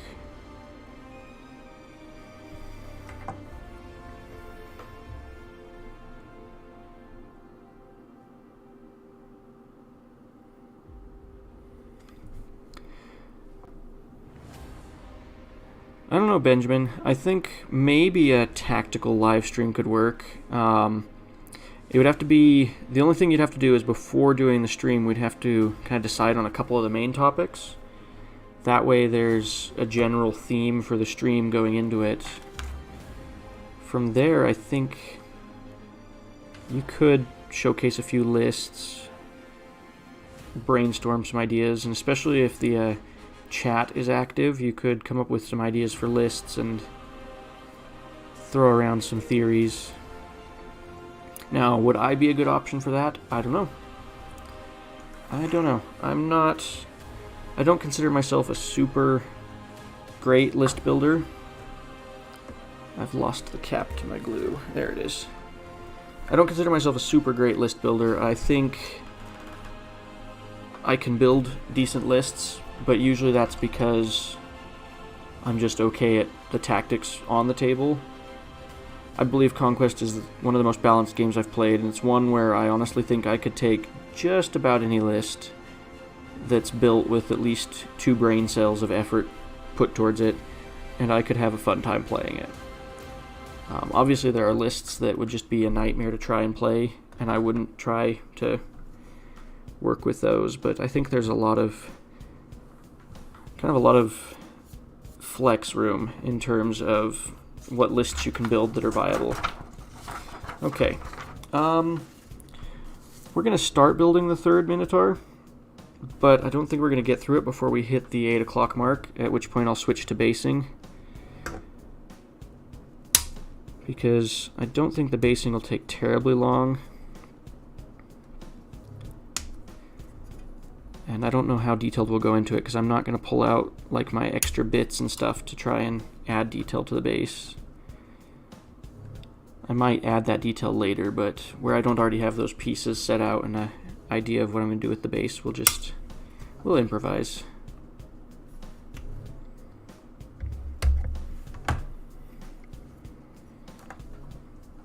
Okay, this is the first step in this one. So this is another Minotaur where it has 3 steps to build it, with the third step having 2 variations, one for the Thyrians and one for the Haspits. Got a pretty good seam line here that needs to be trimmed off, so make sure when you build your own you watch for that, because that particular line doesn't run quite the same direction as the muscles, so it doesn't just blend in.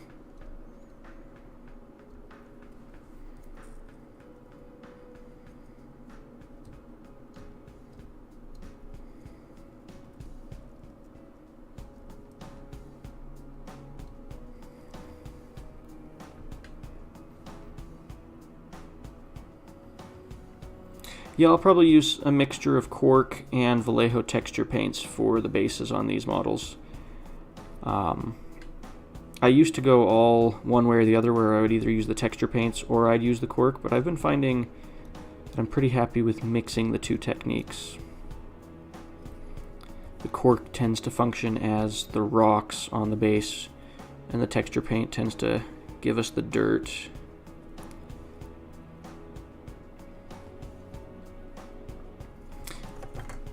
Now, I'm a weirdo. I tend to paint my base plates after I paint the model. I've talked to a lot of people that think I'm crazy for doing that, that think I should paint the base plate first. my philosophy has been, at least when the base plate is one where you have the model glued to it while you're painting it, the model's the thing that you're okay with overpainting on. Like, if you're working around the feet, I'd rather have the space and freedom to be able to overpaint the feet and then just paint over that excess paint with the whatever color I use for the base plate later. But I've had people tell me that I'm totally weird for basing my models, or at least painting the bases after I paint the model.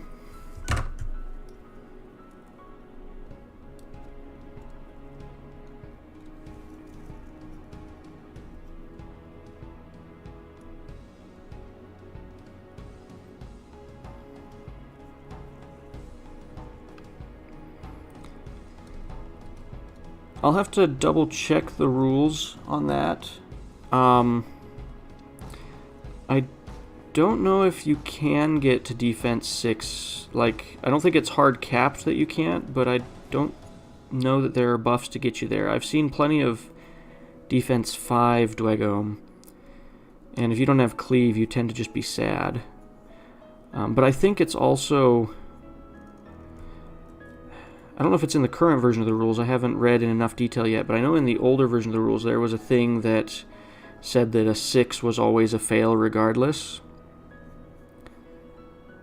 So I would be inclined to say that it would be the same way, where a 6 on your defense is still a fail. I believe that'd be a wise way to rule it, because the game is designed to not have too many feel-bad moments, and having a unit that you just flat out can't hurt would definitely feel bad.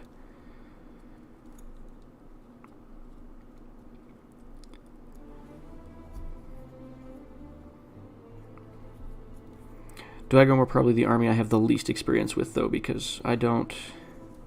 They're the only army I don't have a collection of. I have the Hellbringer Drake, and that's about it.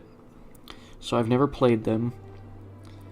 I've played against them a few times, and they always just completely destroy my old dominions. So I try to not necessarily avoid them, because sometimes you just, you need to play with everybody in your group. You can't exclude anyone.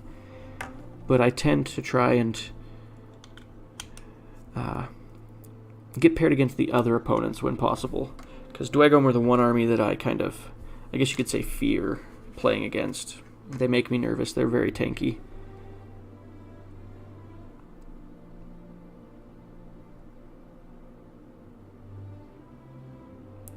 Yeah, let me get the height of the tallest Minotaur here momentarily. I see that Pascal has asked to know what the tallest one's height is. So of the two I've built, I'm thinking... because the other one's the one that's making the heroic landing pose. So I think your tallest one's probably going to be this guy here. And we can use our desk here because this is all in inches. Let me pull him a little closer. I'm going to have to do this off screen. But he is just under 3. Yeah, just under 3 inches tall. With basing, he'd probably hit 3 or go slightly above the 3 inches. Depending on how you do your base plate and how crazy you go with putting rocks and stuff under there.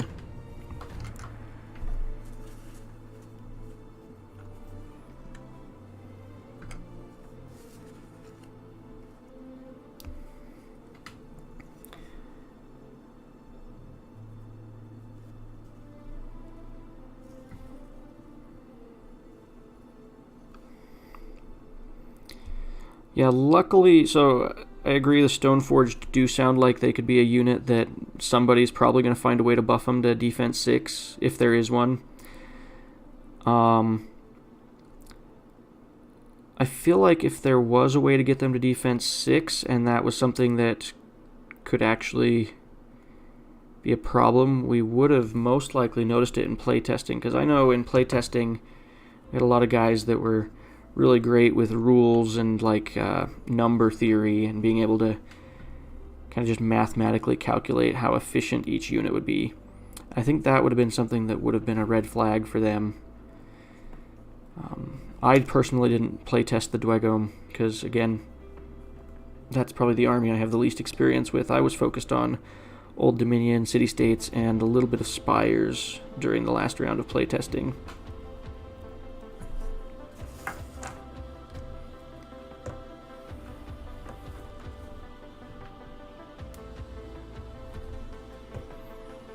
There might have been a way in the older rules too, like that's something to take into account. It might have been possible in 1.5, but not in 2.0. Okay, it looks like step 2 is the legs of this guy, and it wants us to use 29, which is this one here.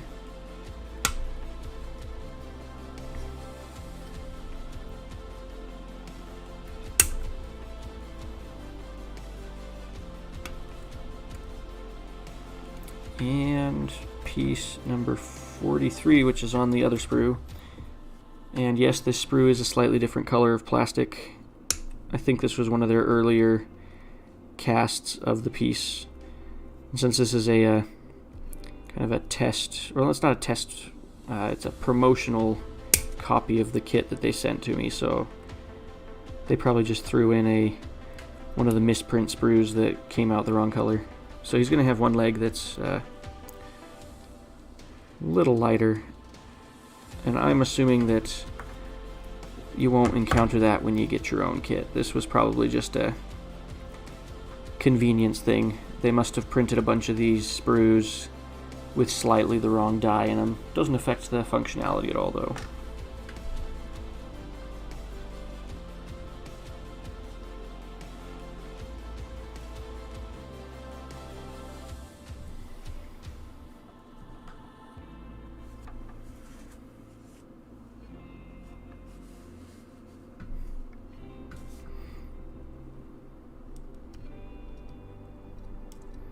Is there maybe a spell that one of the casters can use for the Dwegom to make them go up a defense? Because while they can't connect a character to them, if they have access to being buffed by a spell, maybe they could get it that way?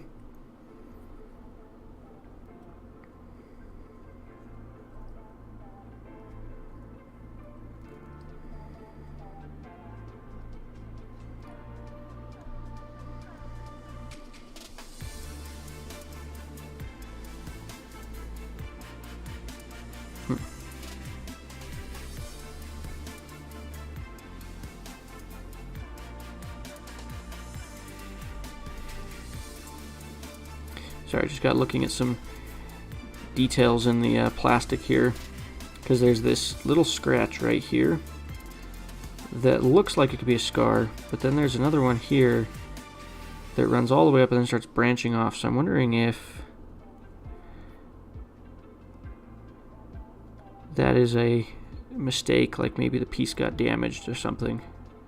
Or it could be intentional. I mean, most of that area gets covered up, so I guess it doesn't matter.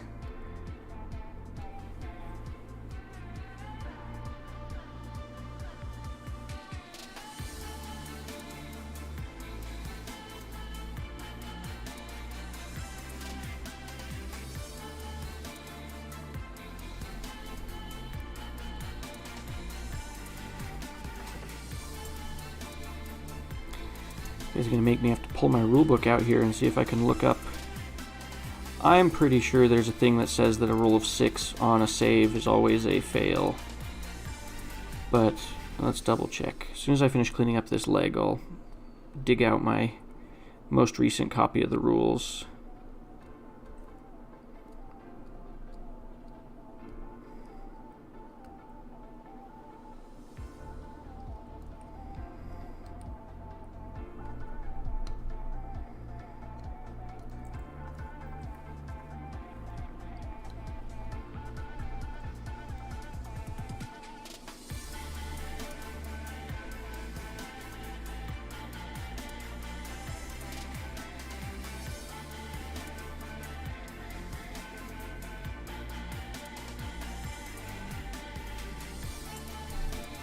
Okay, set this down for a second.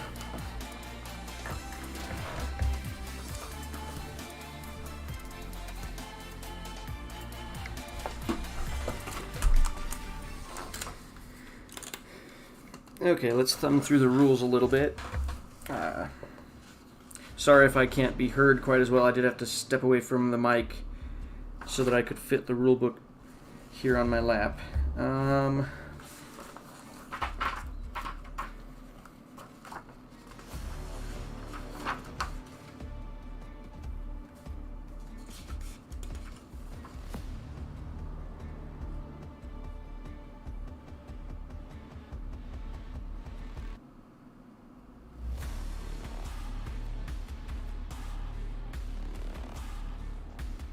Oh wow, okay.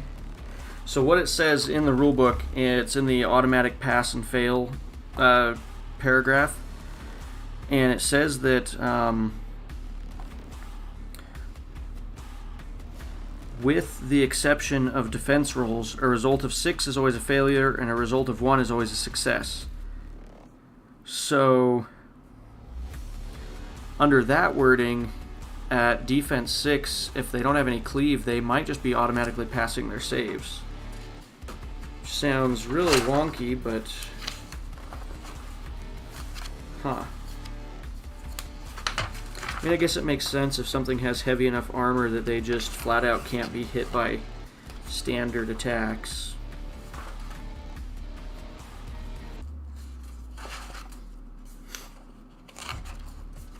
Go into the section for combat actions real quick to see the roll defense.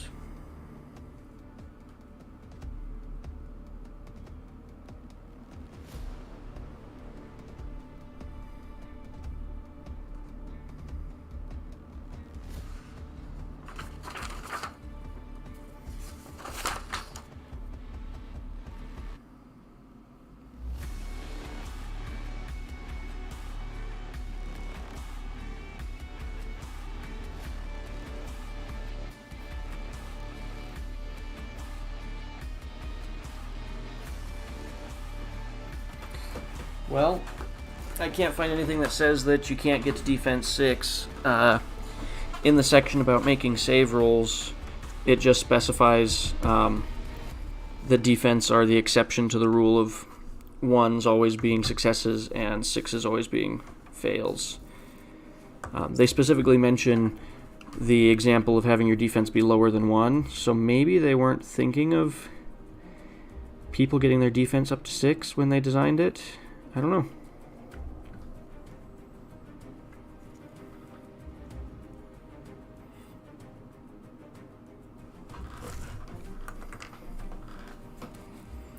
I'll certainly bring it up in the playtesting chat, where I tend to find that the group chat we have for the playtesting tends to get me answers faster than some of the other rules chats.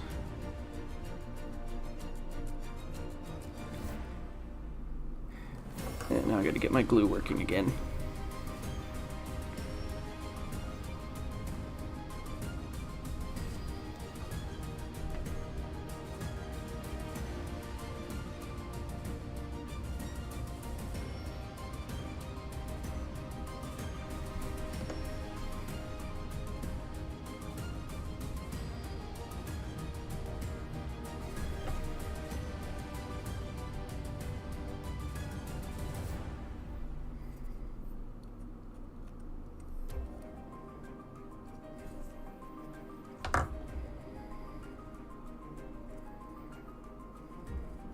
Man, that pose has him super far forward.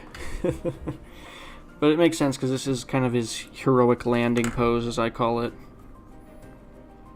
Where it looks like he's just jumped off somewhere high and has landed on his knees.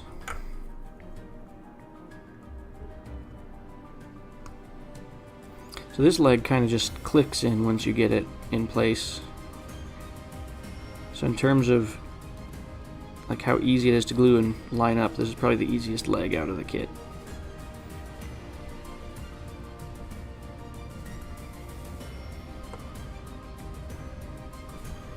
Cool. Okay, we're not going to finish building this one though, because I want to spend some time working on the base plate design. So, set him aside for now. Dig out our base plate. Nope, those are the wrong ones.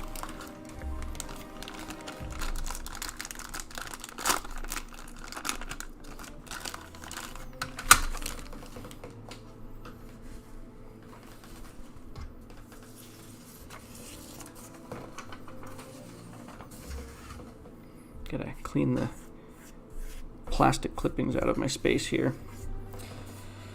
Okay, we are going to use some cork board.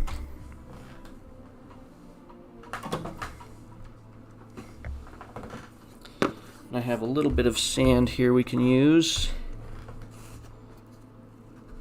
So right now, when I design the base, I'm not designing the final version of the base. This is just kind of like the texture of the base and any rocks that are going to be on it. And then what I'll end up doing is, once I've painted the model, I'll go through and paint the base plate. That's usually how I do it. So, okay, here's our base. We'll start with the one that's just standing straight up because he's the easiest.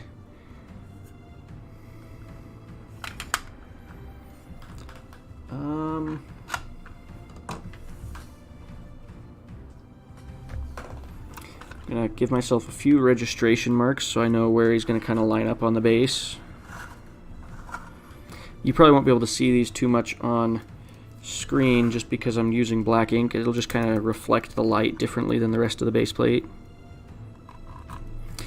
I guess we'll put him a little further on his base plate so when I play First Blood he's not leaning over so far that he gets in the way of models trying to pile into his front.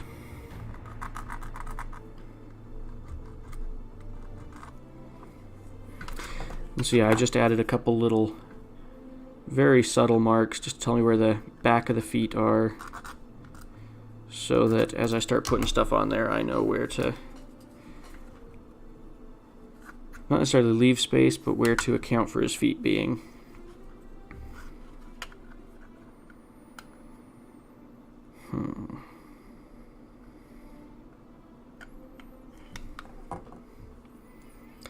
So I think what we'll do, I've got an already broken piece of corkboard here. Thinking if we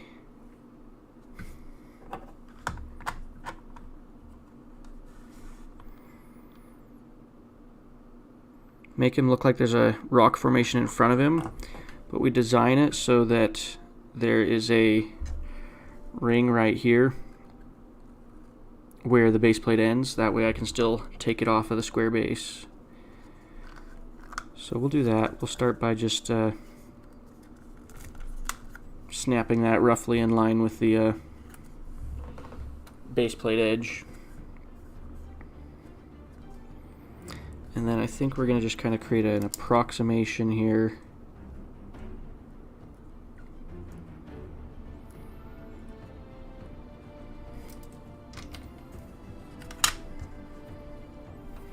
Grab a slightly sharper X-Acto blade.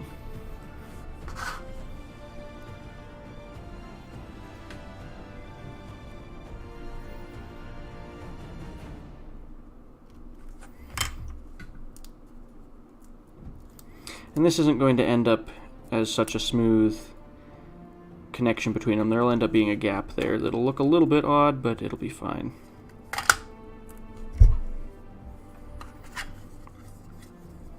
And that's going to go on this corner.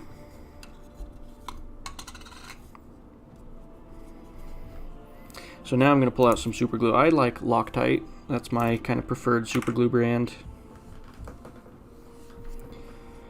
And we're just going to kind of approximate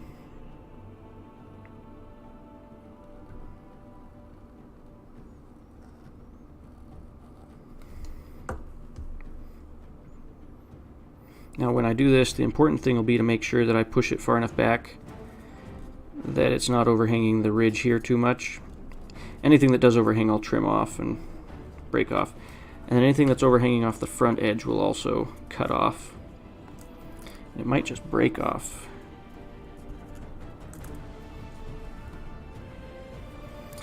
If you see me reaching across here, it's because I have this little container that I keep that's full of all the extra debris from all the bases I make.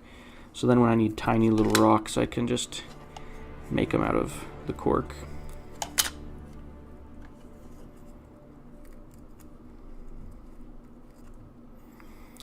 I like working with cork because it's easy to kind of shape and work with, because I'm just literally able to use my fingernail to clip off the excess pieces. I don't have to use my X-Acto blade if I don't want to. And when you break it, it ends up cracking in such a way that once painted, this edge here is going to look like a rough, rocky surface with like layers of stone or concrete or whatever I'm trying to go for. Okay, now on this edge here, I think I will use my X-Acto blade just a little bit.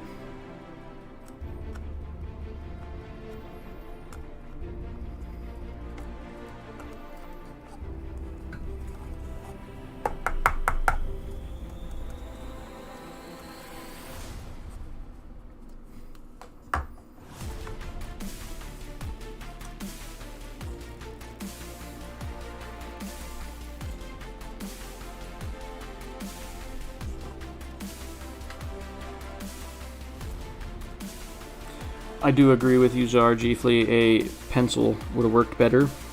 Normally I have a pencil on hand, but I think it is in the backpack I took to LVO because I put it in there for taking notes on score and stuff, and I haven't pulled it back out yet, so I didn't have one at my desk, and that's why I used the pen. Okay. Now here we want to be careful with how much glue we put on because I'm trying to do this so that it lines up right. And I'm moving it. Don't move.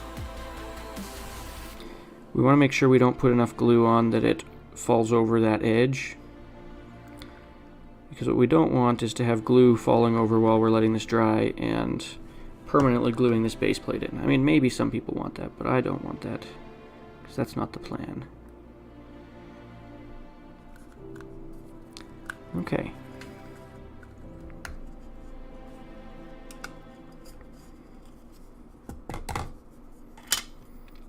And we will clean up a little bit of the excess because, once again, I don't like having my basing hang over the edge of my base plate.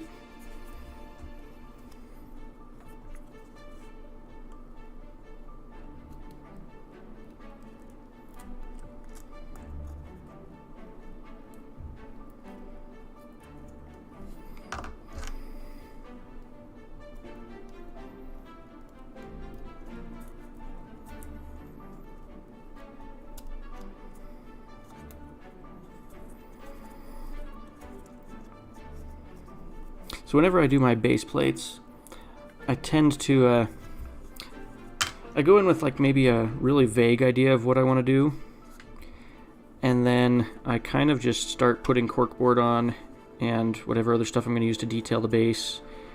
And I just kind of see what results, what comes out of it, because you might start with one image in mind, and then as you start working on it, it evolves and changes. So I think we'll take this out so that it can dry separately. We'll work on this rock formation here. I think we'll break another piece off. Roughly like that. So what'll end up happening is it'll, as if the rock formation had steps. So you got a step here, and then it builds up here.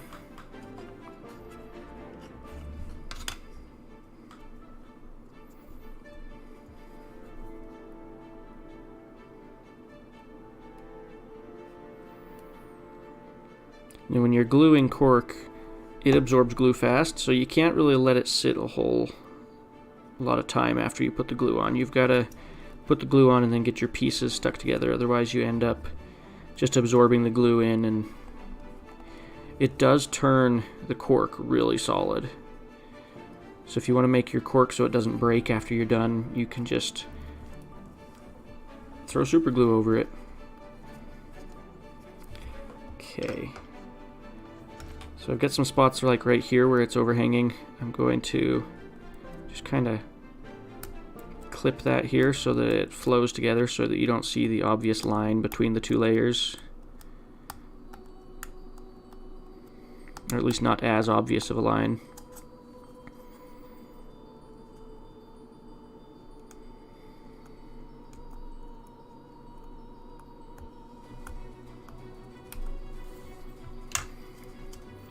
Okay, and I don't think we'll do a third layer of rock. because I don't want it to get so tall that it starts distracting from the Minotaur that's standing on the base.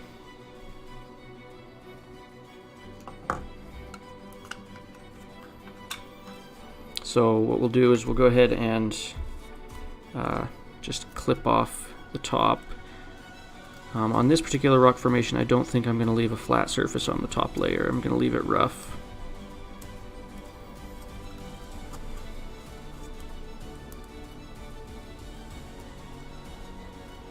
So there we go. And it did end up making it shorter, but that's okay because we're fine with that. Chip off this piece here.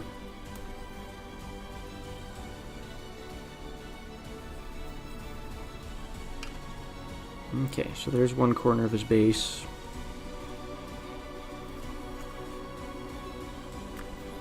Now, I like the idea of the destroyed campsite, so I'm going to try and figure out stuff to do to make it look like maybe there was a campsite here.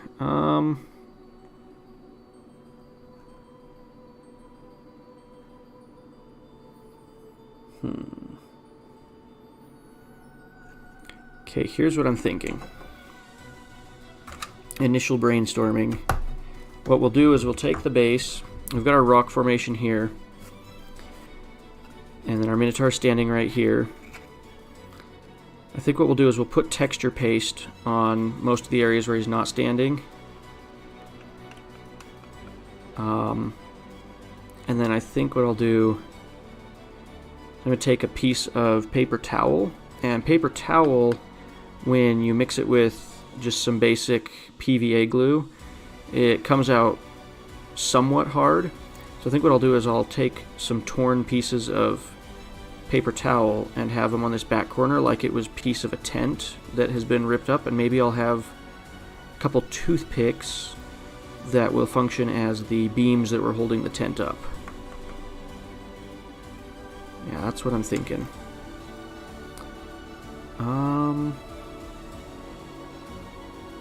However, I don't know if I have the toothpicks on hand immediately.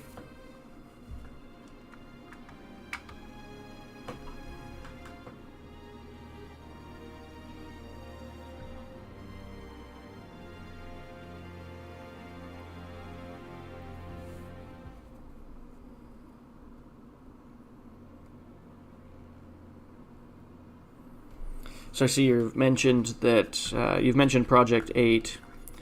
So Project 8 was really interesting. I know that internally, a lot of the, well, maybe not internally, but the vanguards in the chat that we have, there was a lot of chatter when round 2 of the voting came out, where a lot of people felt like the sculpt that they gave us for Hell ended up causing them to lose round 2, because while it was cool, wasn't as cool as the one they did for the city-states, or not city-states, Sorcerer Kings. And I think that contributed to them losing, just because they lost that round 2, because they won the first round. What would have been interesting is if they had won round 2 and then lost round 3, it would have been a tie, because round 3 was worth 2 rounds of voting. It was worth twice as many points. Decided to add a couple extra rocks here and there before we put the texturing paste on.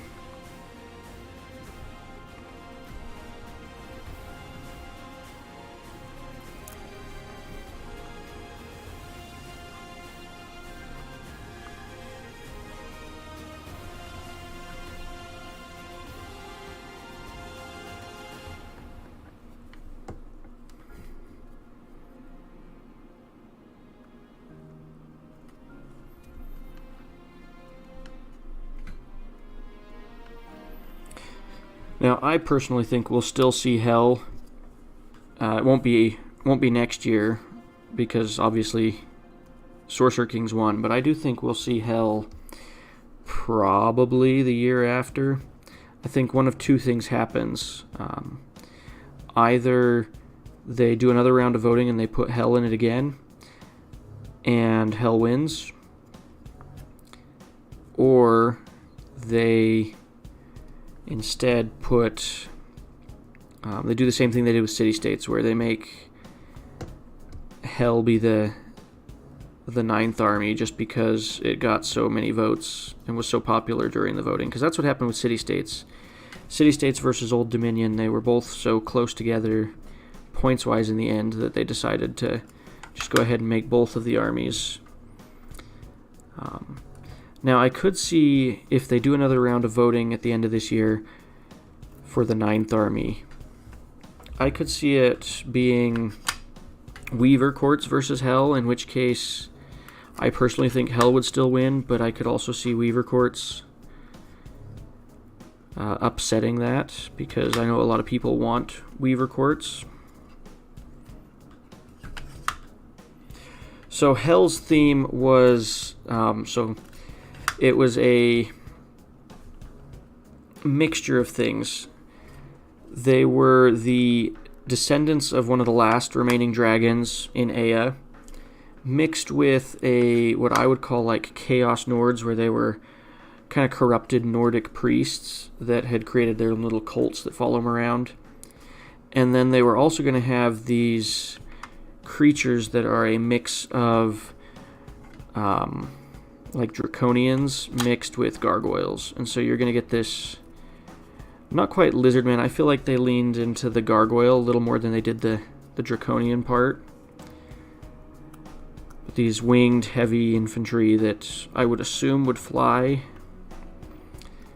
And then they were going to have all sorts of cool drakes and wyverns and stuff. It was going to be a kind of like a monster-dependent army. Like, they were going to have a lot of cool monsters.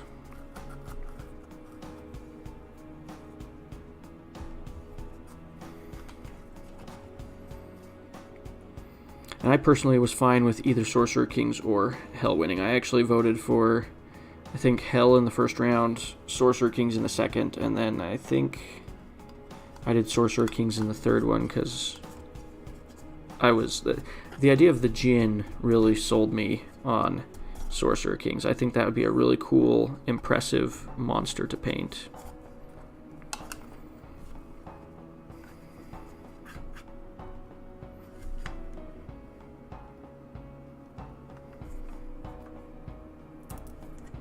I think we can put another rock back here.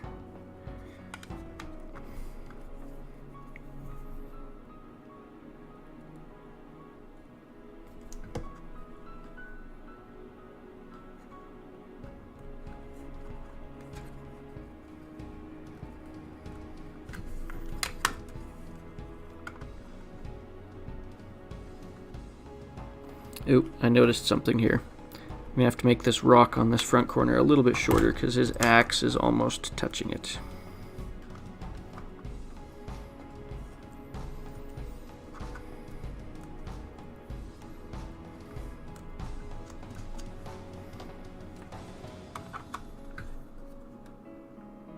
Perfect.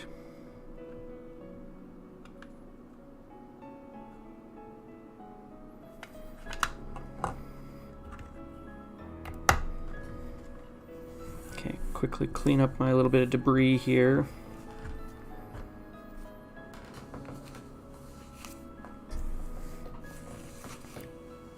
Kind of hard because I have my camera and my microphone between me and the edge of the table.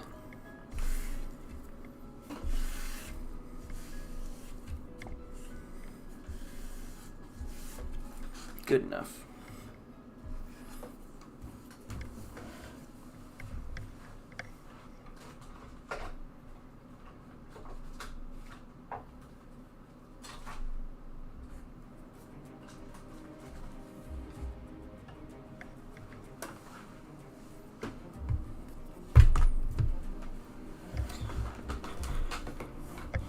So, Benjamin, you mentioned that you wish tournaments were held in your area. Where are you based?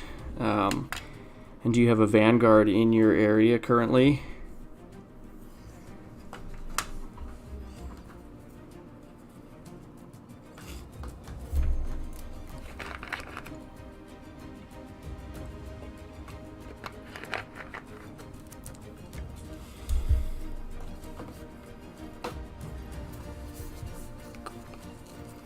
Okay, well, while we're waiting for that response, so we're going to use two different texture paints in this project, I think. So I've got Thick Mud from Vallejo and this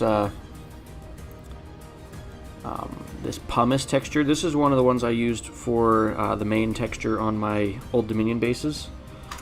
When I paint them up, they end up looking like so. So kind of just a general dirt, sandy look. And then here's an example of the corkboard once I've painted it up if I go with a gray color scheme for it. The mud paint is a lot thicker. In fact, I don't even think I've opened this bottle of it yet. So this is a brand new thing of texture paint here. So as you can see, it's very thick, chunky stuff. Gonna be very messy. This is a lot more full than the last bottle of this that I worked with. So I was thinking we use the mud one because this base is a destroyed camp, so usually if you have a camp with a lot of people walking around all the time, if there's any moisture at all, it just turns into mud. So we could assume this is maybe right after a rainstorm, and that's why the camp was set up in the first place. So I think what we'll do is we'll have mud towards the back half of the base, and then as we get closer to around the rocks, we'll switch to the pumice so that it looks like there's gravel around the rocks or just dirt, dust, whatever, but then there's mud that's been disturbed over where the models are walking and running around, where the camp was set up. So that's my thinking here.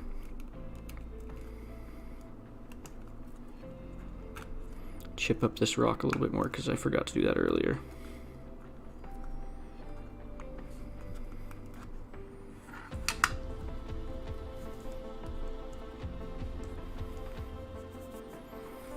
To apply this texture paint, I'm going to use a little tool that I have from, I just picked it up at Hobby Lobby. You can probably find it at most hobby stores. So on one end it's got the little, almost like a blade. It's not sharp enough to cut you or anything. A little sculpting tool. And then on the other end we got like a little scoop. And all I'm going to do is I'm going to take some of this mud and just kind of spread it around. It's going to look kind of gross for a while. And we're not too worried about it being pretty because it is mud that's been disturbed and run through, so we're going to let it be sticking up. What I like about these Vallejo texture paints, they have stuff in them to make it look like the environment it's meant to represent. So this one's meant to be like European mud, like you'd see on maybe a World War I or World War II battlefield. And occasionally you'll find actual little chunks of like, not quite sticks, I think they're moss, but it represents like sticks on the base plate. So occasionally you'll find texture like there's actually some greenery on the bases. For now I'm going kind of light with it, get the basic coverage on, and then I think I'll worry about messing it all up and making it look like it's been walked through.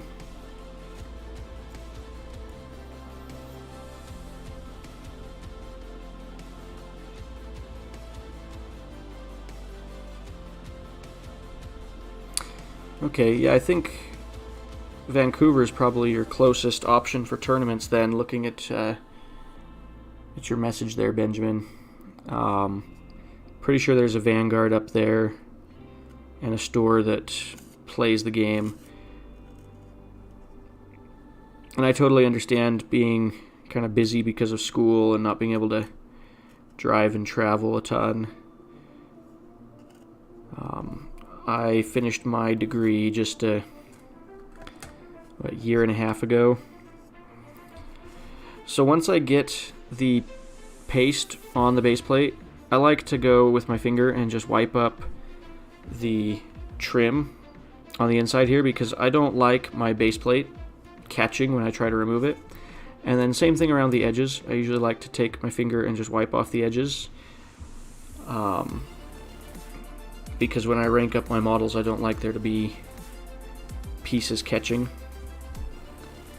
So that's just a personal preference of mine. And then I just wipe off the texture paint on a paper towel.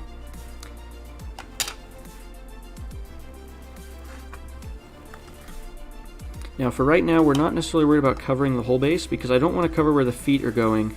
I just want to get this back part here, so then I can start working on the destroyed tent pieces. So I think what I'm going to do is I'm just going to dab a little bit on.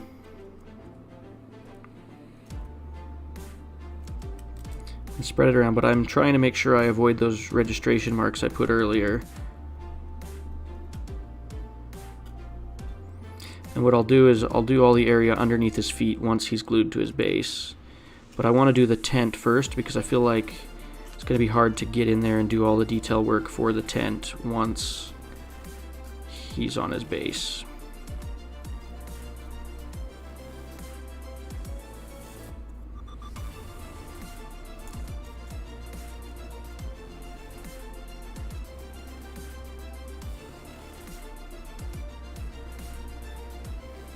And same thing, wiping off the excess.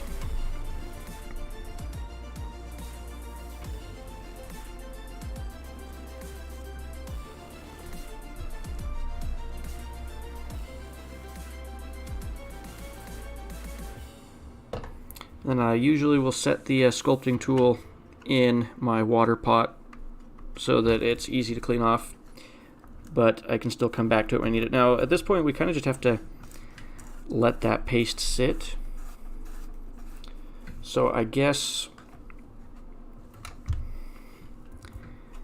it's not going to dry and cure before this stream is over for the night because we've only got about a half hour left. And then we'll have been going for about 3 hours. So,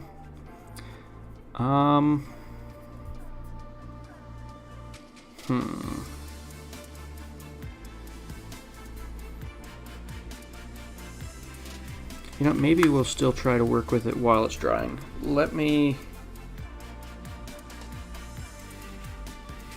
go find my toothpicks real quick so we can make our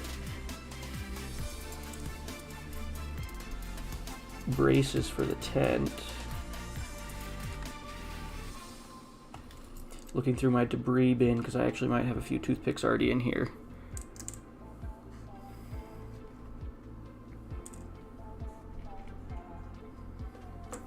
Perfect. So I think what we'll do is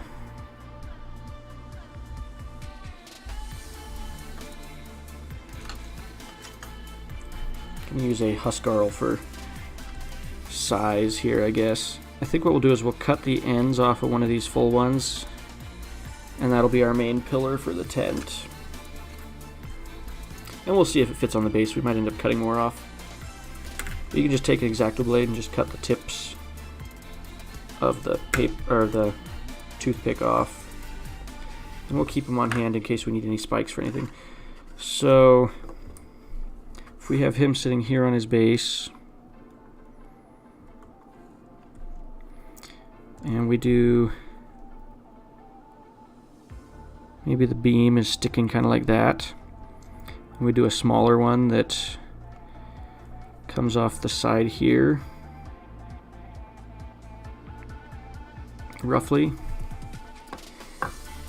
And then what we do is we take the torn up paper towel that's been soaked in the glue and we'll drape it over so that the sticks are sticking out from underneath it, but you can tell that it was part of a tent. Okay. Now the tricky part is I still want this to be able to have a split here, so I think we'll take and split this wood like that, so it'll end up going like that, and then it'll have a spot where it disconnects and then it'll continue, which means we only need a small chunk of this to make it to the end of the base plate.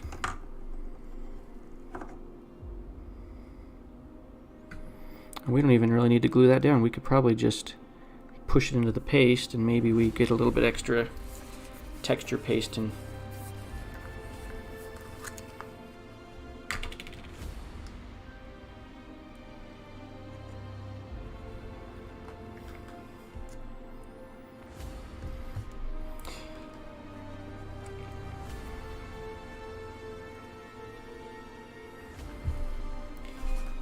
You know, I would say even if they don't have the old 2-player starter set left, the single-player starter sets are still a pretty good value. So if you're getting into the Spires half, which half of the box are you looking at? Are you planning on maining both armies, or just playing the one? Because if you're just playing the one, you might as well just buy the single-player starter set. It's still a good value. It's cheaper than buying the kits individually.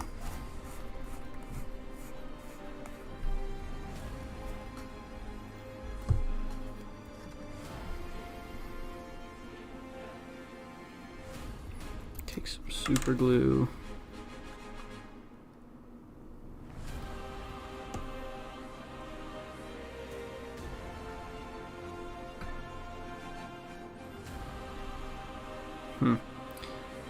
Oops. Let's adjust the angle of that because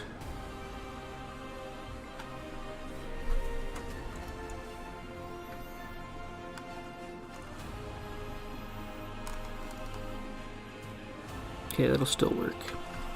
Just realized that I wasn't lining up these rocks properly anymore. It's okay. Sometimes that's how it goes. Sometimes the base plate design shifts a little bit as you work on the project. And sometimes it's because of silly accidents, like forgetting to line pieces up before you start gluing stuff down.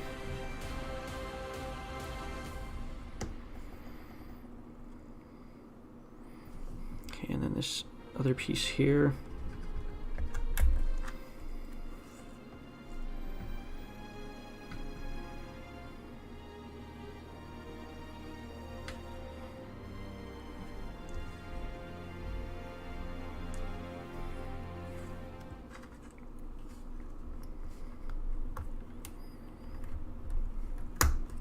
There we go.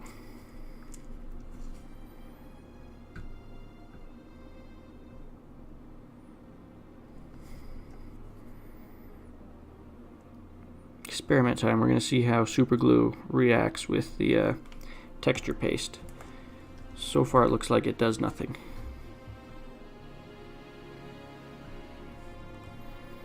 If that's the case, then we'll just put a little dab of super glue in here. There we go. There's the reaction I was looking for. Sometimes when you use super glue and it reacts with things like paint or fancy texture pastes or glue, other glues, creates these little stringy, plasticky bits. And we don't want to leave that on the glue bottle because that'll cause problems later.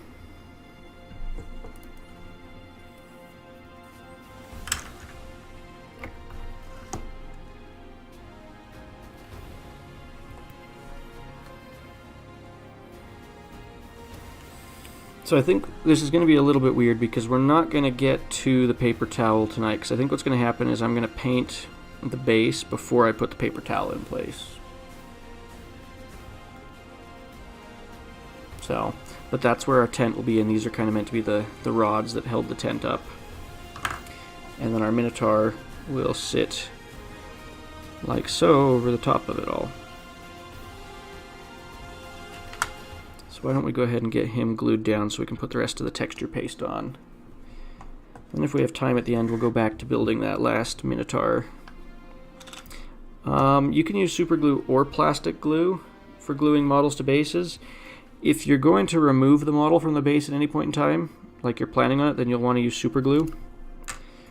I'm going to go ahead and use super glue, because if you use plastic glue, it melts the model to his base plate, and so then you're just kind of committed forever. I'm mainly using the super glue because I already have it out and on hand, whereas I put the plastic glue off to the side.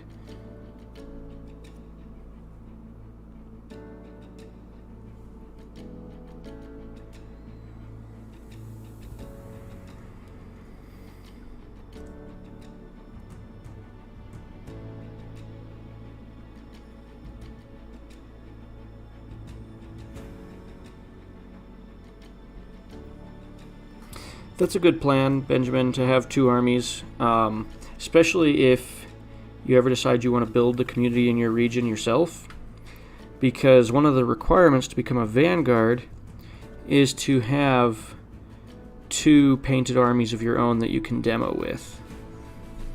Most people just do the two armies out of the current starter set, but if you're planning on doing 100 Kingdoms and Spires, then yeah, you'll want to see if you can secure one of those older starter sets. And it wouldn't surprise me if even after they've sold out online, you manage to find one in a retail store, because stuff that's at the retail store doesn't always sell out as fast. So, and even if you don't manage to find one, I'm sure you could post in one of the Conquest Facebook groups and just ask if anybody has one, and you'd probably locate one.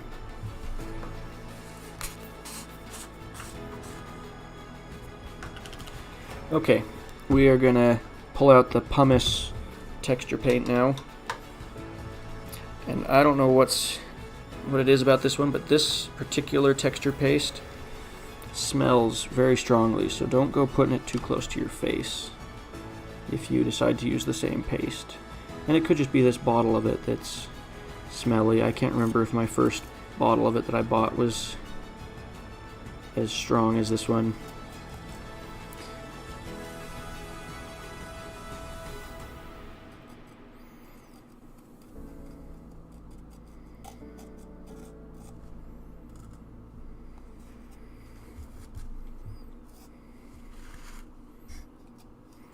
And with this one, we're going to go ahead and put, we're going to let it overlap in some spots.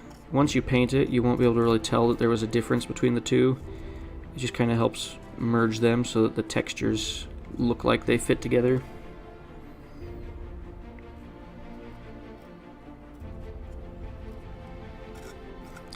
And we'll put just little bits in any spots where we can fit it under the rocks. We don't want to have too much of the original stand texture showing through, because it won't paint the same. It won't look the same once we paint it.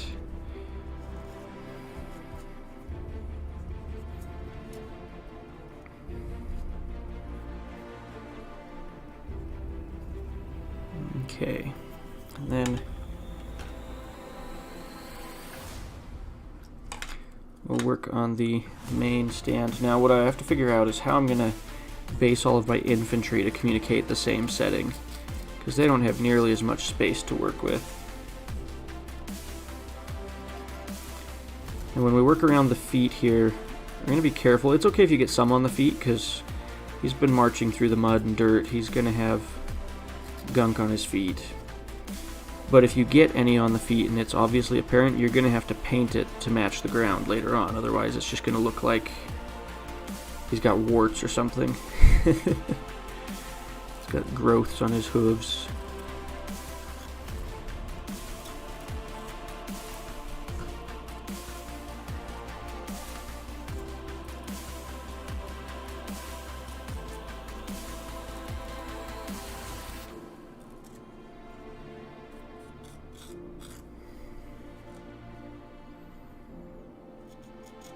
There's going to be a couple spots that are going to be a little weird to get, like right underneath him.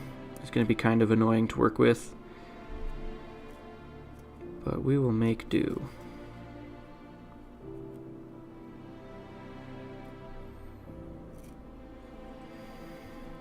I might even have to go hunt down a smaller tool, or even just use a toothpick to get it in some of the smaller areas.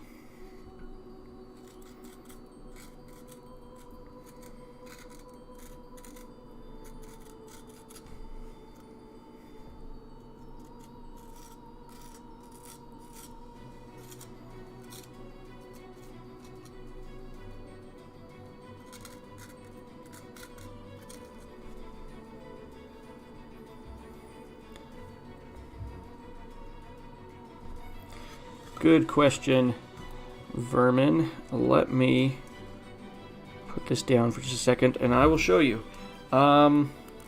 So, right off the top of my head, here we have a Huskarl next to him. So, quite a bit bigger than your infantry. But let me get the other brutes. We showed this earlier in the stream, but if you weren't here, you would have missed it. So, here is a bone golem next to him. So the bone golem is bigger in pretty much every dimension. But so far, it's the only brute that I have in my collection that's bigger than the Minotaurs.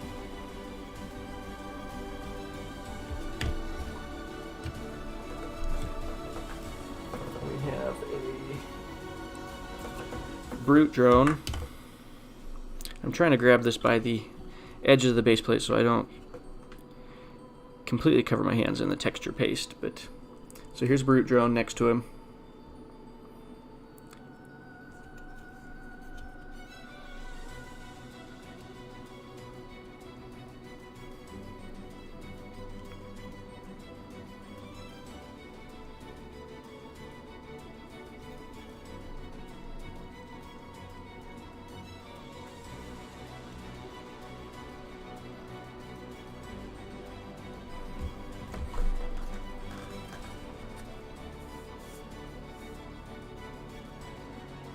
Compared to other games,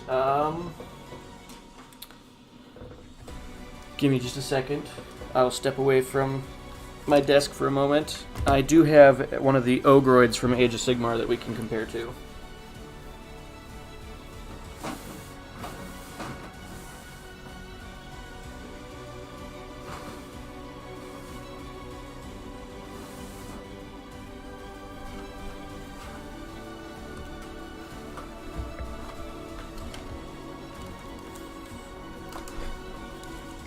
So here we have the Ogroid from Age of Sigmar, and so if we hold this just a little bit lower so their feet are about the same level, that's what you're looking at for size comparison on them.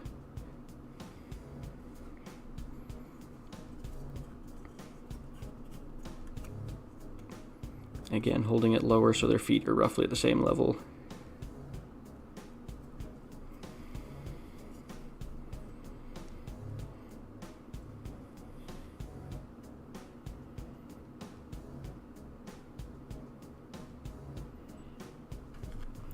Yeah, so the Ogroid is on a 50mm base.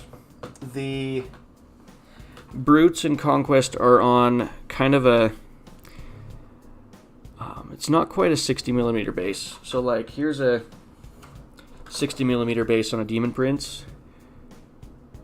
So it's smaller than a 60 but bigger than a 50 from Games Workshop. Which I guess if you wanted to see the side to side with the Demon Prince, this is the older Demon Prince, of course.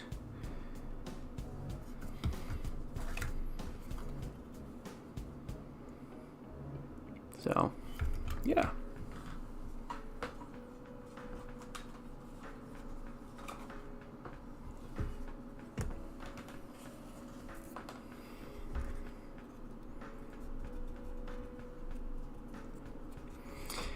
If there's other models that you want to see size comparison to, I'll see if I have them.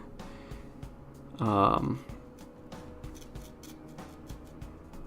don't have every model, obviously.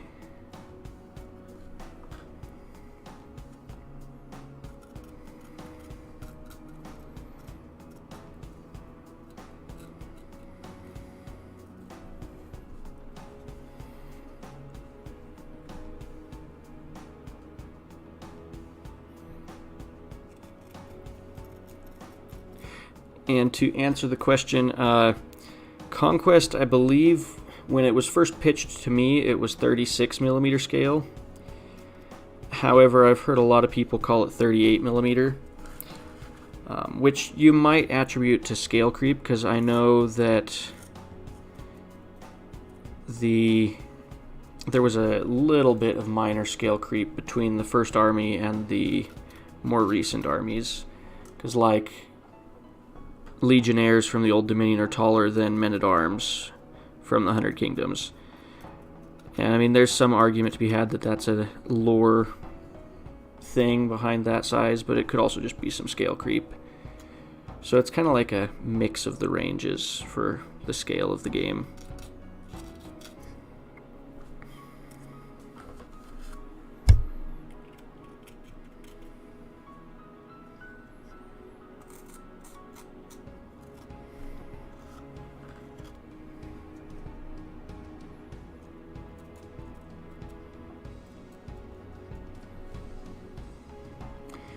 almost done basing this guy, well, at least with the stuff we can do tonight. However, this one spot right behind this foot here is driving me a little crazy. Switch to one of these toothpicks.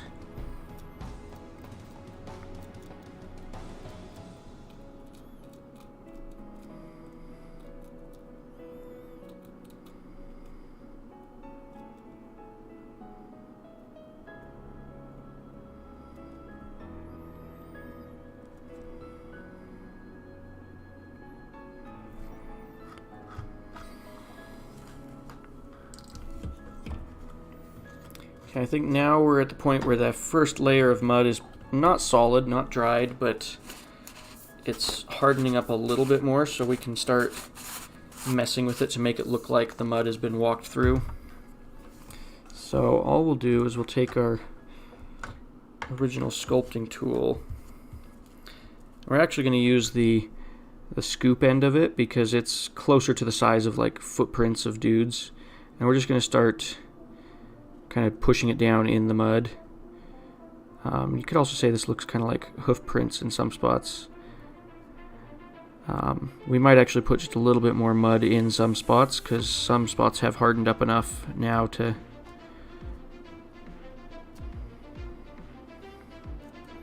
not look, or to not be able to still change how they shape, how it's formed.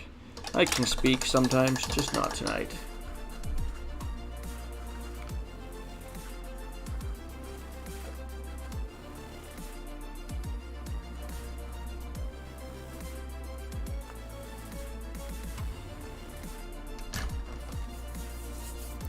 Let's take just a little bit more of the mud.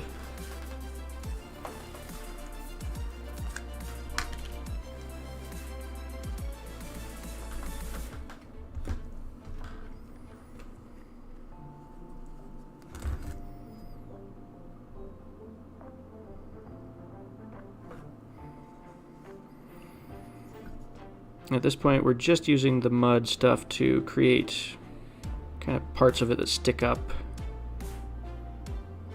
Add a little more depth to the base plate. And we will put a little bit in with the pumice, just to help make it look like it's all the same environment, just different textures to the earth. Oh, that's a little too much.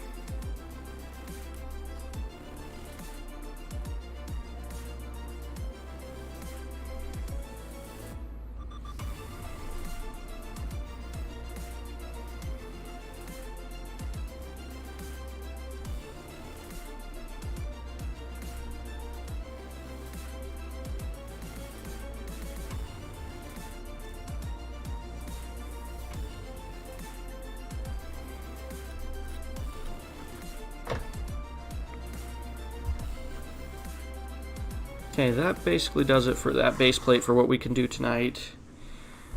So let's pull out our unfinished Minotaur and start building him again. We only have about 10 minutes left in our streaming time tonight. This has been pretty fun. This has been a successful first stream. For the first time doing this, I'm pretty happy with how it's turned out.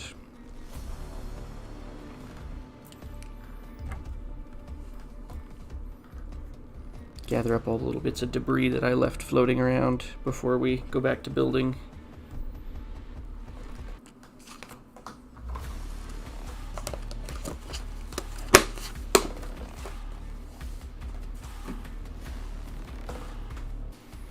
Okay, so back to our heroic pose Minotaur. So we've got him here at this point. This is steps 1 and 2 completed in the instructions. So now we're going to do step 3. Now step 3, this particular Minotaur has his shoulder pads in 2 separate pieces per each shoulder pad. Not like the previous Minotaur, not where it's a double section shoulder pad, but more where the shoulder pad itself is split into 2 halves. And so we're going to have to make sure we line that up correctly as we glue it together.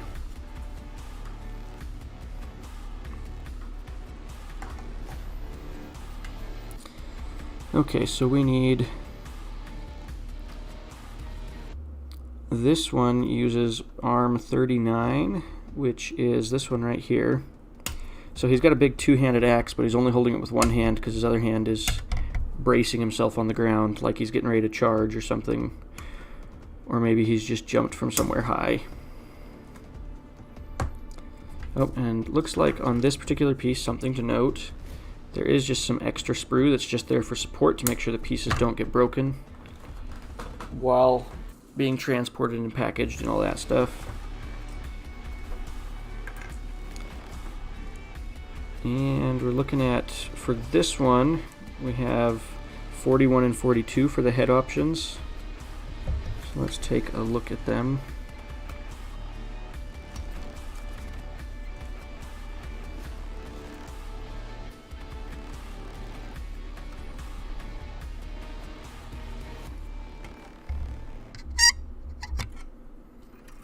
Okay, so our head options here. This is probably the Minotaur with the most difference between his two head options. So we've got one with the open mouth and the broken horn. Now it is a different broken horn than the other Minotaur that has a broken horn. And then we've got one with the nose ring and a huge scar that's going across the forehead. And then both of his horns are intact.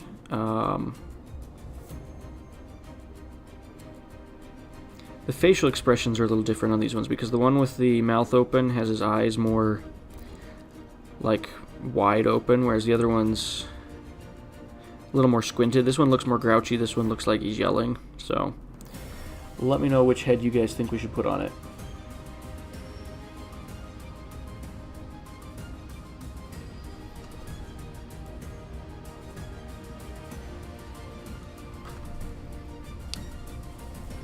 So Vermin, you're asking what I think of the box set so far, as in the two-player starter set?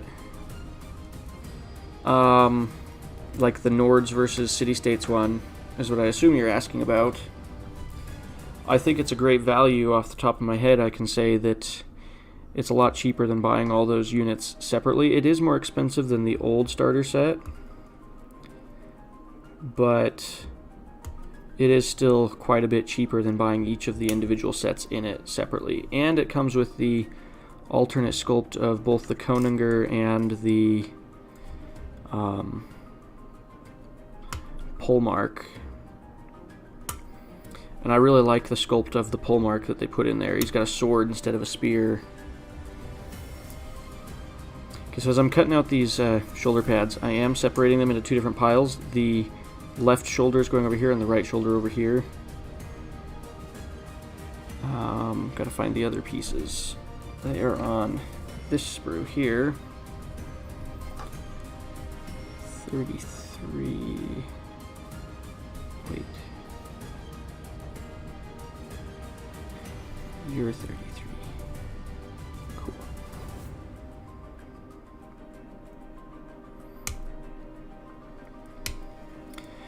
As far as the contents of the new two-player starter set, in terms of how useful they'll be in gameplay, I think both are pretty useful.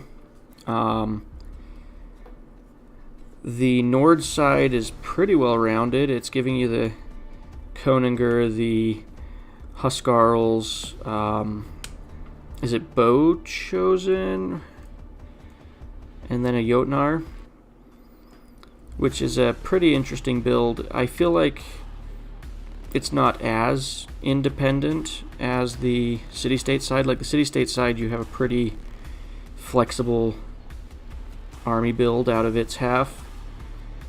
I do feel like the Nord half doesn't have as many options for how you can build it and kind of what play styles and what tactics you can use with it. Still a good starter army though.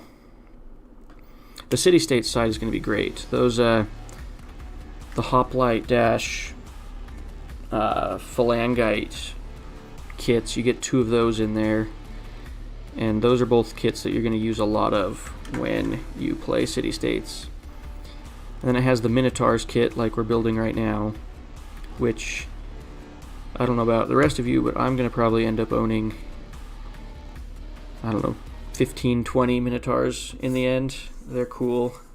And I'm excited because city-states are also one of the first times where I can build a 100% brute list, with the exception of, I guess you have to have one unit of infantry to go with your polemark.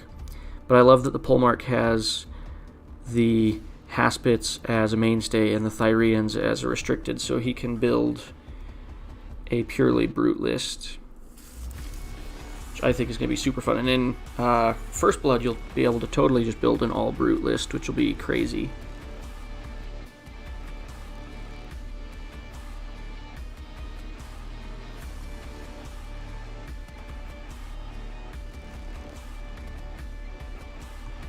The mooing one, yes. So we've had this joke in our local community with the Minotaurs coming out. We thought up this idea for an event you could do, wherein each player brings an army of only Minotaurs, but each player has to paint the Minotaurs as a different breed of cow. We have a big tournament called Herd Wars, where all the cows fight each other to see who's the dominant herd of cows. Super goofy, but I think it would also be super fun.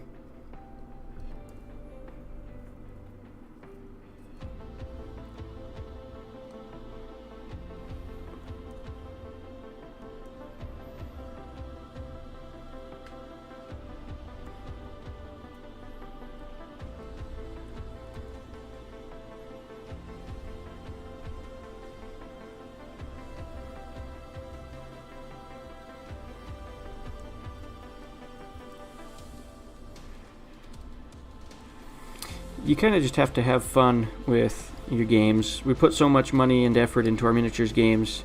You gotta do something goofy every now and then.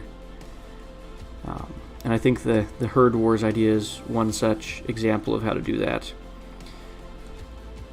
For any of you that looked at or that picked up the Christmas Abomination last December, I did ask the Bellum guys at LVO if they were going to do future promotional things like that, and they said that there's a pretty strong chance they will, because it got a lot of positive attention for the game and was really well received by the community. So I think we could see some future holiday bundles like that,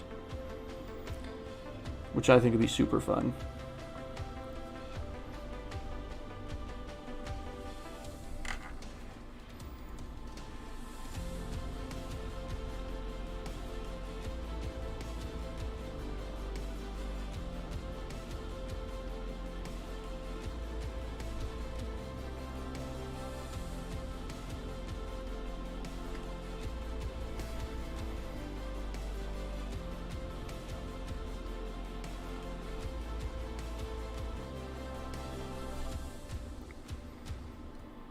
Still trying to decide which head to go with.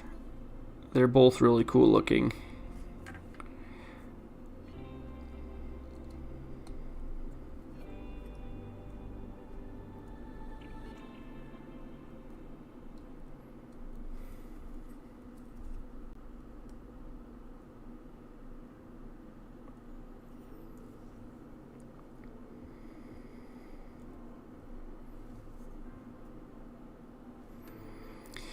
So I have to say, with that, the Christmas Abomination, so I picked one up, and my brother picked one up, and we got together and did a game where we fought two of them cooperatively, because that was one of the options in the little packet that came with it. And that was probably the funnest game of First Blood I've ever played. It was like edge of our seat the whole time, wondering if we were going to get wiped out, because those abominations hit hard. We did end up beating both of them in the end, but it was down to like 3 or 4 models left in each of our little war bands. It was intense.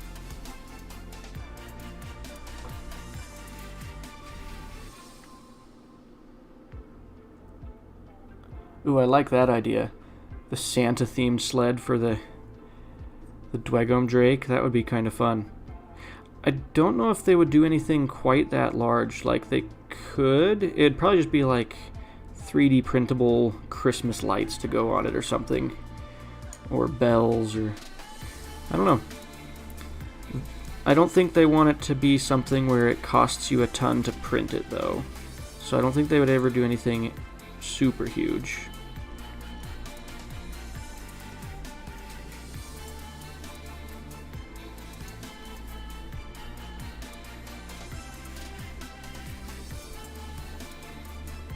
I was actually thinking it would be fun to do a St. Patrick's Day Jotnar that gets to dress up like a leprechaun. Just take the Mountain Jotnar, give him a little leprechaun hat.